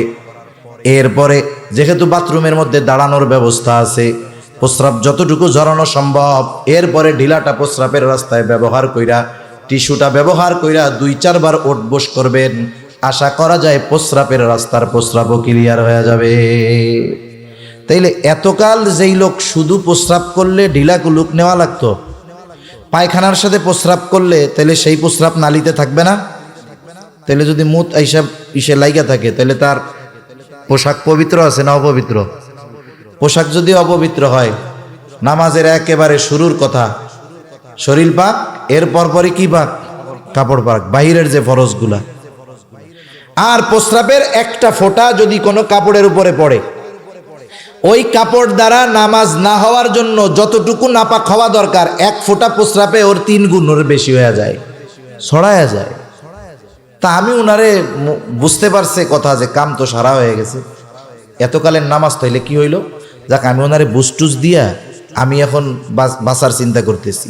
এখন বলেন তো, আমি আলেম বা আমাদের সাথে আলেম ছিল এই জন্য নয়, এই যে তার ভুলটা ধরায় দিল, নজরে পড়লো কেন, বলে একজন আলেম তার জানা থাকার কারণে, ঠিক কিনা বলেন? এজন্য আলেমদের সোহবতে সাথে গেলে, দেখে গেলাম কথা লম্বা হয়ে যাইতেছে। দিন ইলম শিক্ষা করা ফরজ কতটুক, বলে নিজে দিনের উপরে চলতে, অধীনস্থদেরকে চালাতে যতটুকু দিন শেখার দরকার এতটুকু শেখানো ফরজ। এখন বাড়িতে এইটুকু সন্তানকে আমি শেখাতে পারি না, আমরা শেখাতে পারি না বিধায়ী তো এই ধরনের মাদ্রাসা। একটা সময় কিন্তু মক্তবের থেকে জরুরতে দিন শেখা যাইতো, সকালবেলায় যে মক্তব হইতো, আছে আপনাদের এখানে সকালের যেই মক্তব হইতো, এখন অনেক জায়গায় নাই। এই মক্তবে আমরা মোটামুটি দিনের উপরে চলার জন্য যা দরকার সব শিখতে পারতাম, কিন্তু এক সময় মক্তবের উপরে আঘাত আসছে। কেমনে? উপমহাদেশে খ্রিস্টান মিশনারিদের যে মিশন, এই মিশনের মধ্যে অন্যতম মিশন হলো মুসলিমদেরকে ধর্মান্তরিত করে তাদের ধর্মে দীক্ষিত করা। তারা তাদের ইনভেস্ট অনুযায়ী মুসলমানদের উপরে প্রভাব বিস্তার করতে পারে নাই। ব্যাপক গবেষণার পরে ফলাফল কি হয়েছে, বলে মুসলমানেরা তাদের দিন শুরু করে কোরআনুল কারীম দিয়া। ছোটবেলায় আমাদের নামাজ যখন ফরজ হয় নাই, তখনই পিটাইয়া মক্তবে পাঠাইতো আমাদের। নামাজ ফরজ হয় নাই কিন্তু মক্তবে যাওয়াই লাগতো। এখন এক সময় ওরা চিন্তা করলো, এই যে মক্তব, এইটারে যদি বন্ধ করা যায় তাইলে মুসলমানদেরকে সাইজ করা যাবে। এখন কেমনে করা যায়? তারা এক নতুন শিক্ষা কারিকুলাম আনছে, কেজি স্কুল, কিন্ডার গার্ডেন। ক্লাস শুরু হয়ে গিয়ে সকাল 6টায়। আর কেজি স্কুল যখন বাংলাদেশে আসছে, এই কেজি স্কুলগুলো খ্রিস্টান মিশনারি এই এনজিও গুলোর মাধ্যমেই পরিচালিত হইত। এরপরে আস্তে আস্তে আরো ব্যাপক আকার ধারণ করেছে। মুসলমানের সন্তানদেরকে মসজিদে মক্তব বাদ দিয়া কিন্ডার গার্ডেনে পাঠানো শুরু হয়ে গেছে। জাতির কর্ণধার উলামায়ে কেরাম চিন্তা করলেন, এভাবে যদি মক্তবগুলো শূন্য হয়ে যায়, এক সময় মুসলমানিত্ব শূন্য হয়ে যাবে। কি করা যায়? পদ্ধতি বাইর করলেন। কারি বেলায়েত সাহেব রহমাতুল্লাহি আলাইহি পদ্ধতি বাইর করে নাম দিলেন নুরানি পদ্ধতি। নাম যেমন নুরানি, কাজটাও তেমন নুরানি।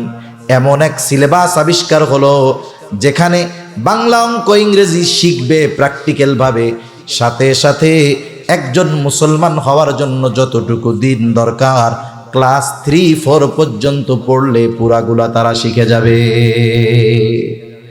এই জন্য নুরানি মাদ্রাসার ক্লাস 3-4 ছাত্র দেখবেন নামাজ পড়বে 2 রাকাত নামাজে 60টি মাসালা নামাজ পড়বে, প্র্যাকটিক্যাল ভাবে মাসালা বলে দিবে যে এইটা ফরজ, এইটা সুন্নাত, এইটা ওয়াজিব, এটা নফল, এইভাবে বলে বলে দিবে। এই যে সন্তান দিন শিখতেছে, জানাজা কেমনে পড়তে হবে, পড়াতে হবে, কি দোয়া পড়তে হবে, খাবার কোন দোয়া, A to Z দিন শেখা যতটুকু ফরজ এই মাদ্রাসাগুলোর মধ্যে শিখে যায়। এই জন্য আমাদের সন্তানদেরও উচিত ডাক্তার বানান আর ইঞ্জিনিয়ার বানান, কিন্তু তাকে প্রকৃত মুসলমান বানানোর জন্য প্রথমে এই নুরানি মাদ্রাসাগুলো দেওয়া উচিত। এগুলো দরকার। মানিকগঞ্জ গেছি এক মাদ্রাসায়, নুরানি মাদ্রাসার মাহফিল হইতেছে স্কুল মাঠে। অনেক জায়গায় তো গত বছর একটা খবরও আসছে যে প্রাইমারি স্কুলগুলা থেকে ছাত্র সব নুরানি মাদ্রাসায় চলে যাচ্ছে। নুরানি মাদ্রাসার উপরে তদারকি করা হবে। কি ব্যাপার দেখছেন? তদারকি করবি স্কুলে, যে স্কুল থেকে পোলাপান নুরানি মাদ্রাসায় যায় কেন? আর নজরদারি কোন জায়গায় করবে? নুরানি মাদ্রাসায়। কত বড় খাটা শয়তান এইগুলো ছিল, আল্লাহ বাঁচাইছে, ঠিক কিনা কোন? আল্লাহর কাছে এখন দোয়া করি, আল্লাহ সামনে একটু ভালো মানুষ দিয়েন। এখন অবস্থাটা কি? ওই স্কুলে গেছি, স্কুল মাঠে মাহফিল। এখন অনেক শিক্ষকরা আসছে, স্কুলে শিক্ষক 12-13 জন, মহিলা শিক্ষক টিক্ষক দিয়া। মাদ্রাসার মহোদয় বলে, হুজুর এই স্কুলের সব শিক্ষকের সন্তানগুলো আমাদের নুরানি মাদ্রাসায় পড়ে। স্কুলের যতজন শিক্ষক সবার সন্তান আমাদের মাদ্রাসায় পড়ে। চিন্তা করে দেখেন, একজন সচেতন অভিভাবক সে চিন্তা করছে এগুলা স্কুলে পড়ায় লাভ হইতেছে না, নুরানি মাদ্রাসায় দিয়া দিছে। আপনি আপনার সন্তানটাকে আগে এই ধরনের নুরানি মাদ্রাসায় গুলাই দেন, এরপরে 4-5 থেকে 5-এর পর থেকে আপনি দিলেন স্কুলে।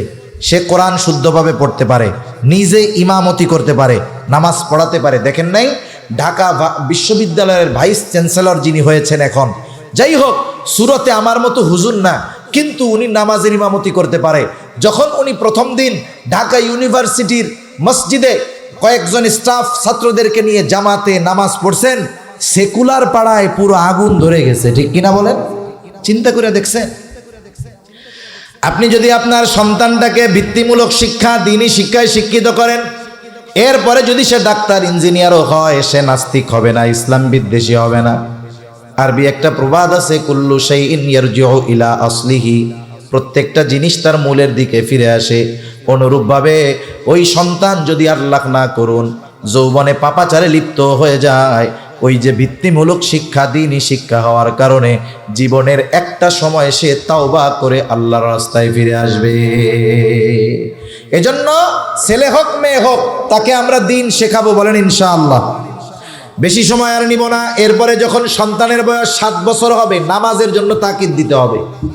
সন্তানদের নামাজের তাকিদ কয় বছরে বলেন? 10 বছর হইলে নামাজের জন্য প্রহার করতে হবে। এখন আপনি যদি 7 বছর বয়সে সন্তানকে নামাজের আদেশ করতে চান, আরো আগে নামাজ শেখাতে হবে। নুরানি মাদ্রাসার 4-5 বছরের বাচ্চারা নামাজ দেখলে আপনি পাগল হয়ে যাবেন, কত সুন্দর ধীরস্থিরতার সাথে নামাজ পড়ে। এখন আপনি আপনার সন্তানটারে নামাজি বানাবেন কেমনে?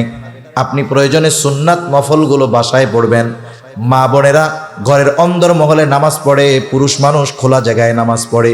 আপনি দাদা, আপনি বাবা, আপনার ছেলে আছে 2 বছরের, পোতা আছে 2 বছরের, আপনি যদি নামাজে দাঁড়ায় যান, খেয়াল করে দেখবেন আপনার ছেলে, আপনার নাতি আইসা আপনার পাশে নামাজে দাঁড়ায় যাবে। কিছু পড়ানো না থাকলেও টিফিন বাটি একটা মাথায় দিয়া টুপি বানায় আল্লাহু আকবার শুরু করব, ঠিক না? এবার যখন দেখবে আপনি সেজদায় গেছেন, আপনার গাড়ির উপরে ওইটা ঘোড়া বানায় খেলবে, ঠিক কিনা বলেন? এখন আপনি চিন্তা করতেছেন, কি রে গাড়ির উপরে উঠলো কেন? আচ্ছা, সুবহানা রাব্বিয়াল আলা অন্যদিন 11 বার কইতেন, আজকে যদি 111 বার কন, গুনাহ হবে নাকি? সওয়াব তো হবে নাকি? কিন্তু আমাদের কি করবে, কি রে 11 বার 13 বার 15 বার নড়ে না কেন? মার কোন হই দিয়া গাই, এক গাইতেও 3 হাত দূরে। এই কাম না কইরা সেজদাটা লম্বা করলে সমস্যা আছে। রাসূলুল্লাহ সাল্লাল্লাহু আলাইহি ওয়াসাল্লাম মসজিদে নববীর মধ্যে ইমামতি করতেছেন। নামাজে আসার সময় নিয়ে আসছেন ওনার নাতি হুসাইন রাদিয়াল্লাহু তাআলা আনহুকে, পাশে দাঁড় করায়া দিছে। ছোট মানুষ, নবীজি গেছেন সেজদায়। এইবার চিন্তা করছে, মাশাআল্লাহ নানা তো গোড়া হয়ে গেছে, এক লাফ দিয়া নবীজির গাড়ির উপরে উঠছে। অথচ নবীজি করতেছেন ইমামতি। বর্ণনাকারী বলেন নবীজি সেজদা লম্বা করেছেন, এত লম্বা, বলে আমি মাথা উঠায় দেখলাম নবীজি কি করে, দেখলাম সেজদায় আর ওনার নাতি হুসাইন রাদিয়াল্লাহু তাআলা আনহু খেলা করতেছে। আমি আবার সেজদায় চলে গেলাম। দীর্ঘ সময় পর নবীজি সেজদা থেকে মাথা উঠাইলেন। নামাজ শেষ হলো, নবীজি ঘুরে বসলেন। উনি আর কিছু কয় না। আমাদের দেশে হইলে কি করতো? চিন্তা করতো, ফেসবুকের খবরে দেখি অমুক হুজুর, অমুক মুসল্লি, অমুক কাজী সাহেব সেজদায় ইন্তেকাল করছে, তাইলে মাশাআল্লাহ আমাদের ইমামও এই ফজিলত অর্জন করছে। মাথা উঠায় যদি দেখতো যে ইমাম সাহেবের পোলা গাড়ির উপরে ঘোড়া বানায় খেলতেছে আর ইমাম সাহেব সেজদা দেরি করছে, পিছন থেকে কইতো, হুজুর বাগেন, বাকি নামাজ আমরাই পড়ালাম মনে, ঠিক কিনা বলেন? সাহাবায়ে কিরাম চিন্তা করে, সিজদা দেরি হইল কেন? নবীজি যদি ওহী নাজিল হইতো তাইলে তো সাথে সাথে তিলাওয়াত করে শোনায়া দিত। একজন প্রশ্ন করে, ইয়া রাসূলুল্লাহ, ওই রাকাতের ওই সেজদাটা বিলম্ব করলেন, কারণ কি কোনো ওহী নাজিল হয়েছে নাকি? নবীজি বলেন, না, আমি যখন সেজদায় গেলাম, হুসাইন আমার ঘাড়ের উপরে উঠে খেলা শুরু করলো। আমি তাকে অতৃপ্ত থাকা পছন্দ করলাম না। ছোট বাচ্চারা এক কাজ অনেক সময় করে না, বলে সে খেলা করে তৃপ্ত হয়ে নামলো, এরপরে আমি সেজদা থেকে মাথা উঠাইলাম। একটা বাচ্চার খেলাকে প্রাধান্য দিয়ে নবীজি সেজদাকে প্রলম্বিত করে দিয়েছেন। আপনি আমি বাসায় নামাজ পড়তে গেলে যদি ওইরকম করেই, আপনি আমি সেজদাটা লম্বা করে দেই, রুকুটা লম্বা করে দেই, কিয়ামটা লম্বা করে দেই, কোনো অসুবিধা হবে? কারণ ছোট বাচ্চাদের অভ্যাস হইল ওরা অনুকরণ প্রিয়, ওরা বাপরে যেটা করতে দেখে ও ওইটাকেই ভালো মনে করে, যদিও বাপ খারাপ কাজ করে। কত দেখছি, এক বাপ ছেলে পাশে 2 বছর বয়স পাশে বসে রয়েছে, আর উনি পোলার পাশে বসে বিড়ি খাইছে, বিড়ি খাইয়া বিড়ির পাশা ফালায় রেখে গেছে। পোলা এতক্ষণ দেখছে না, ও চিন্তা করছে এত বড় ফজিলতের কাজ আব্বা একা করলে হয়, ও আইসা ওইটা ধরে টানা শুরু করে দিছে। তার মানে বাপ যেটা করে সন্তানের ওইটা অনুকরণ করে, তাহলে আমাদের উচিত এটা করা। মাঝে মধ্যে 5-6 বছর বয়স মসজিদে আনায় অভ্যস্ত হন, এমনি একটু দৌড়াদৌড়ি করতে পারে বাচ্চারা। হাজী সাহেব তো আরবে থাকছে, অনেক মসজিদে আছে বাচ্চাদের জন্য, মসজিদের এক কোনায় পার্ক বানায় দেওয়া আছে, তোরা খেয়াল দৌড়াদৌড়ি করতেছে মসজিদের মধ্যে, এটা একটা সৌন্দর্য। তারা যদি পৃথিবীর সবচাইতে নিরাপদ জায়গা মসজিদকে মনে না করতে পারে, এটা আমাদের জন্য ব্যর্থতা। আজকে একটু দৌড়াদৌড়ির কারণে আমি আপনি যদি ওকে ধমক দিয়ে বের করে দেই, ওই 5 বছরের বাচ্চার যখন 15 বছর হবে, যাকে আপনি 5 বছর বয়সে ধমক দিয়ে বের করে দিয়েছিলেন, 15 বছর বয়সে ওর হাত পাও ধইরা মসজিদে আনতে পারবেন না, ঠিক কিনা বলেন? কিন্তু মসজিদের সাথে যদি ওর কানেক্টিভিটি হয়ে যায়, দেখবেন ও মসজিদ ছাড়বে না ইনশাআল্লাহ। এজন্য 7 বছর বয়সে নামাজের আদেশ, 10 বছর বয়সে নামাজ না পড়লে পিটুনি। সাথে সাথে হাদিসের মধ্যে আসছে 10 বছর বয়স হলে বিছানাটা আলাদা করে দিতে হবে। মা বাবা, সন্তান ছেলে মেয়ে বাবা এক বিছানায় থাকবে না, ছেলে মা এক বিছানায় থাকবে না, বিছানা পৃথক করে দিবে।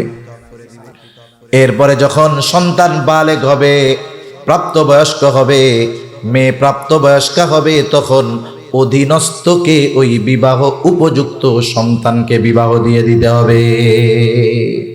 কথা শেষ। এখন বিয়া দিবে কে? ওই যুবক করবে না অভিভাবক দিবে? অভিভাবক দিবে। বিয়া কে দিবে? আর যুবক। দায়িত্ব হলো অভিভাবকের তাকে বিবাহ দিয়ে দেওয়া। এখন যথাসময়ে বিবাহ দেয় নাই বিবাহ উপযুক্ত ছেলে অথবা মেয়ে, ওরা যদি কোনো অন্যায় করে বিবাহ না দেওয়ার কারণে, ওরা যেই অন্যায় করবে, বাবা যদি বুজুর্গ হয়, বিবাহ না দেওয়ার কারণে ছেলে মেয়ে যেই পাপ করবে ওই পাপের সমপরিমাণ বাবার আমল নামায় যোগ হয়ে যাবে। এজন্য সন্তান বিবাহ উপযুক্ত হলে অভিভাবকের দায়িত্ব তার বিবাহের ব্যবস্থা করা। কিন্তু বিবাহ দেয় না কেন? বলে খাওয়াবে কি, পড়াবে কি। কিন্তু বাস্তবতা হলো আল্লাহ তাআলার ওয়াদা, ইন ইয়াকুনু ফুকারা ইউগনিহিমুল্লাহ, তোমরা বিবাহ দিয়ে দাও তোমাদের অধীনস্থ যারা বিবাহ উপযুক্ত, তারা যদি দরিদ্র হয় তাদেরকে ধনী বানায় দিবেন কে? আল্লাহ। তবে বিবাহটা পরিপূর্ণ সুন্নাহ পদ্ধতিতে হতে হবে। যদি হয় তাহলে আল্লাহ তাআলা এই বিবাহের দ্বারা বরকত দান করবে। এখন এই হকগুলো একটা পিতা আদায় করছে, সন্তানটাকে মুসলমান বানিয়েছে। এখন বলেন তো, এই সন্তান যখন দ্বীনের ভিত্তির উপরে বড় হবে, বার্ধক্যকালে সে মা বাবার খেয়ানত করবে, খারাপ আচরণ করবে, হক আদায় করবে না, এটা হতে পারে না। আর যদি না করা হয়, আল্লাহ না করুন, তাদের হকগুলো যদি আমরা আদায় না করি, কিয়ামতের দিন এই সন্তান যদি জাহান্নামী হয়ে যায়, আমি নেককার বাবা, ও আগে আমার দোষ দিবে আল্লাহর কাছে, বলবে রব্বানা ইন্না আতা'না সাদাতানা ওয়া কুবারানা ফাদাল্লুনা সাবিলা। রব, আমরা আমাদের বড়দের, নেতাদের, আমাদের অভিভাবক যারা ছিল তাদের আনুগত্য করেছি, তাদের কারণে আমাদের আজকে এই অবস্থা। আপনি তাদের আযাব দ্বিগুণ করে দেন, তাদের উপরে লানত বর্ষণ করেন। এই বদদোয়া, এই দাবি আল্লাহ তাআলার কাছে সন্তান পিতার ব্যাপারে করবে। আর যদি সন্তানটাকে দিনদার বানানো যায়, আরও যদি সন্তানটা আলেম হয়, আরও যদি হাফেজ হয়, আমি আপনি অভিভাবক দুনিয়ায় অনেক পাপ করে ফেলছি, ভালো আমল করতে পারি নাই, সন্তান তো আল্লাহর প্রিয় বান্দা।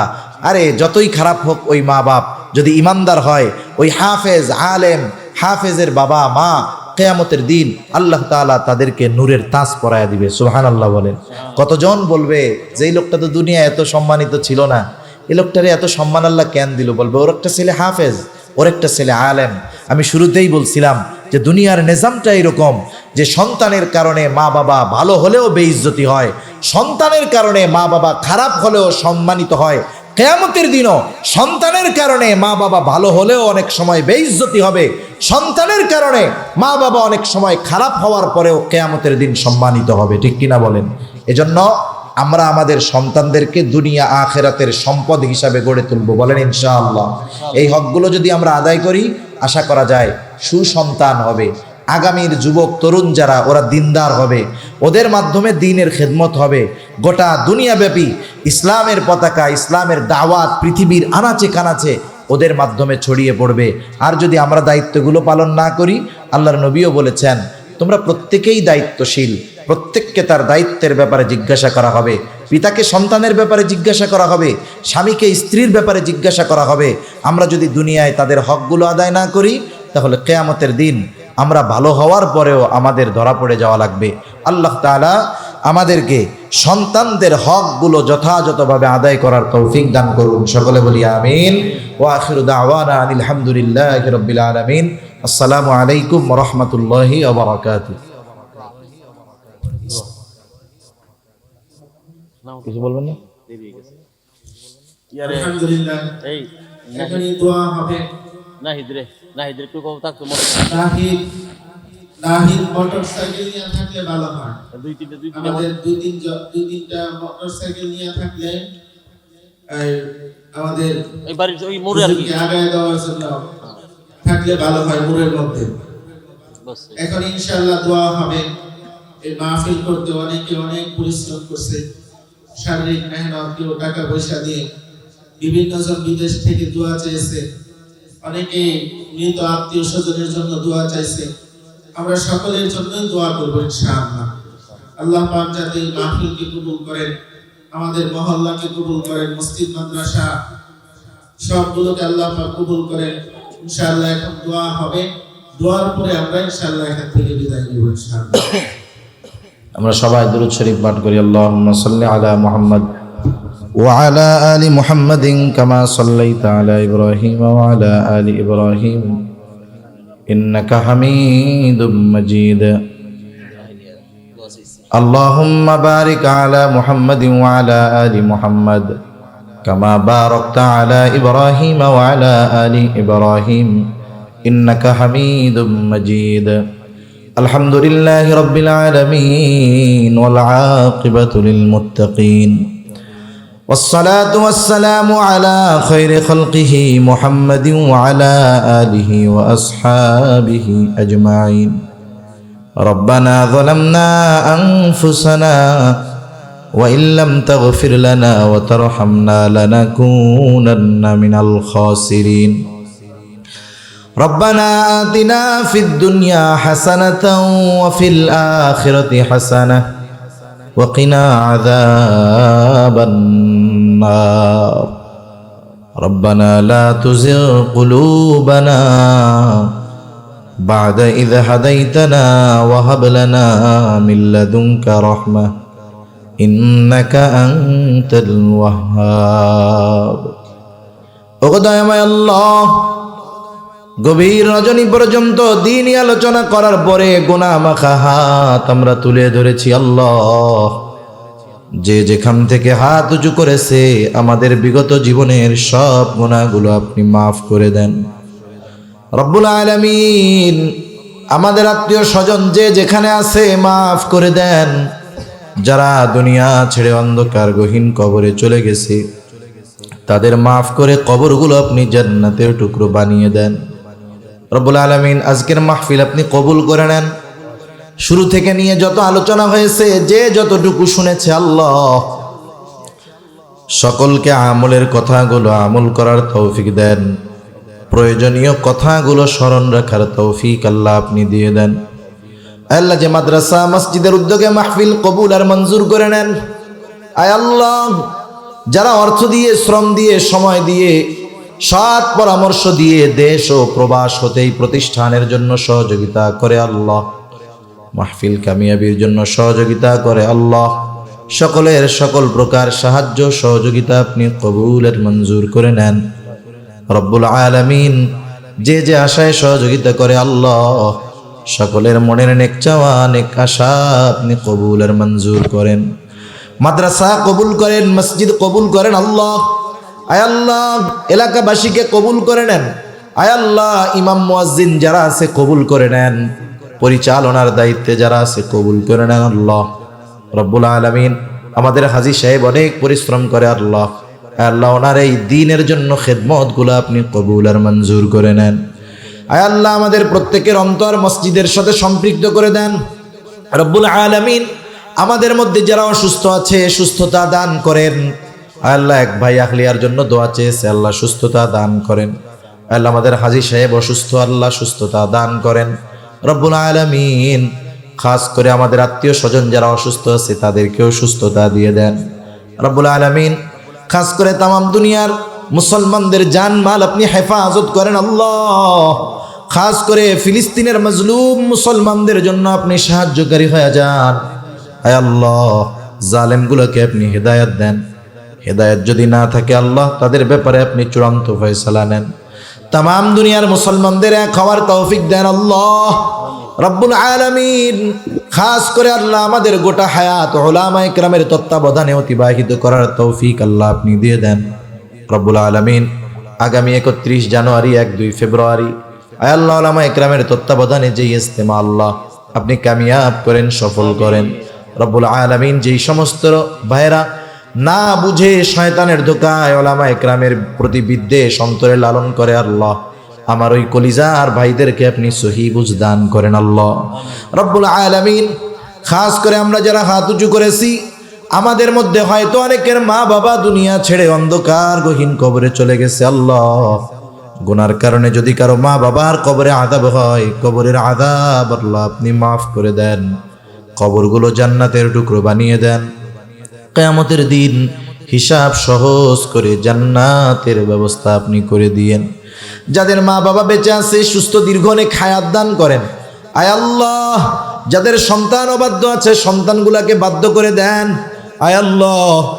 আমাদের স্ত্রী সন্তান আমাদের জন্য চক্ষু শীতলকারী হিসাবে কবুল করে নেন আল্লাহ।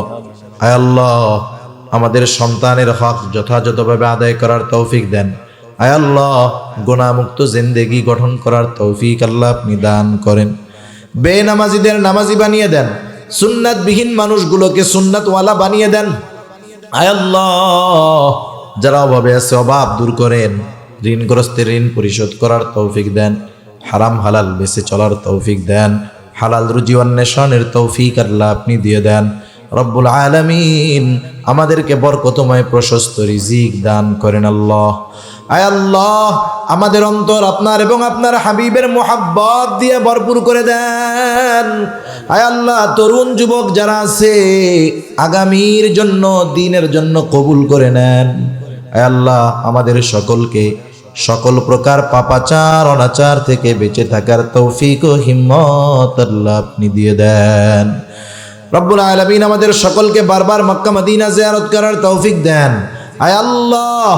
আয় আল্লাহ যারা একবার গেছে বারবার যাওয়ার তৌফিক দেন আল্লাহ। আমাদের দেশের উপরে আপনি খাস রহমত নাজিল করেন, আসমানি জমিনি সকল প্রকার বালা মুসিবত থেকে আল্লাহ আপনি আমাদেরকে হেফাজত করেন আয় আল্লাহ। আমাদেরকে একজন নেককার দিনদার শাসকের ব্যবস্থা করে দেন রব্বুল আলামিন।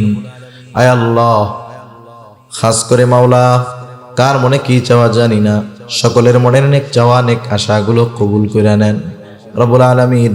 আমাদের নসল আপনি হেফাজত করেন, আমাদের নসল থেকে আগামী প্রজন্মকে আল্লাহ আপনি দ্বীনের খাদেম দ্বীন বিজয়ী হিসাবে কবুল করে নেন রব্বুল আলামিন। কখন পরপারের ডাক চলে আসে বলা যায় না। মালাকুল মউত যখন মৃত্যুর পয়গাম নিয়ে হাজির হয়ে যাবে আল্লাহ আপনি আমাদের সকলের জবানে তাওহীদের কালিমা নসিব করে দিয়ে রব্বি জাআলনি মুকিমাস সালাত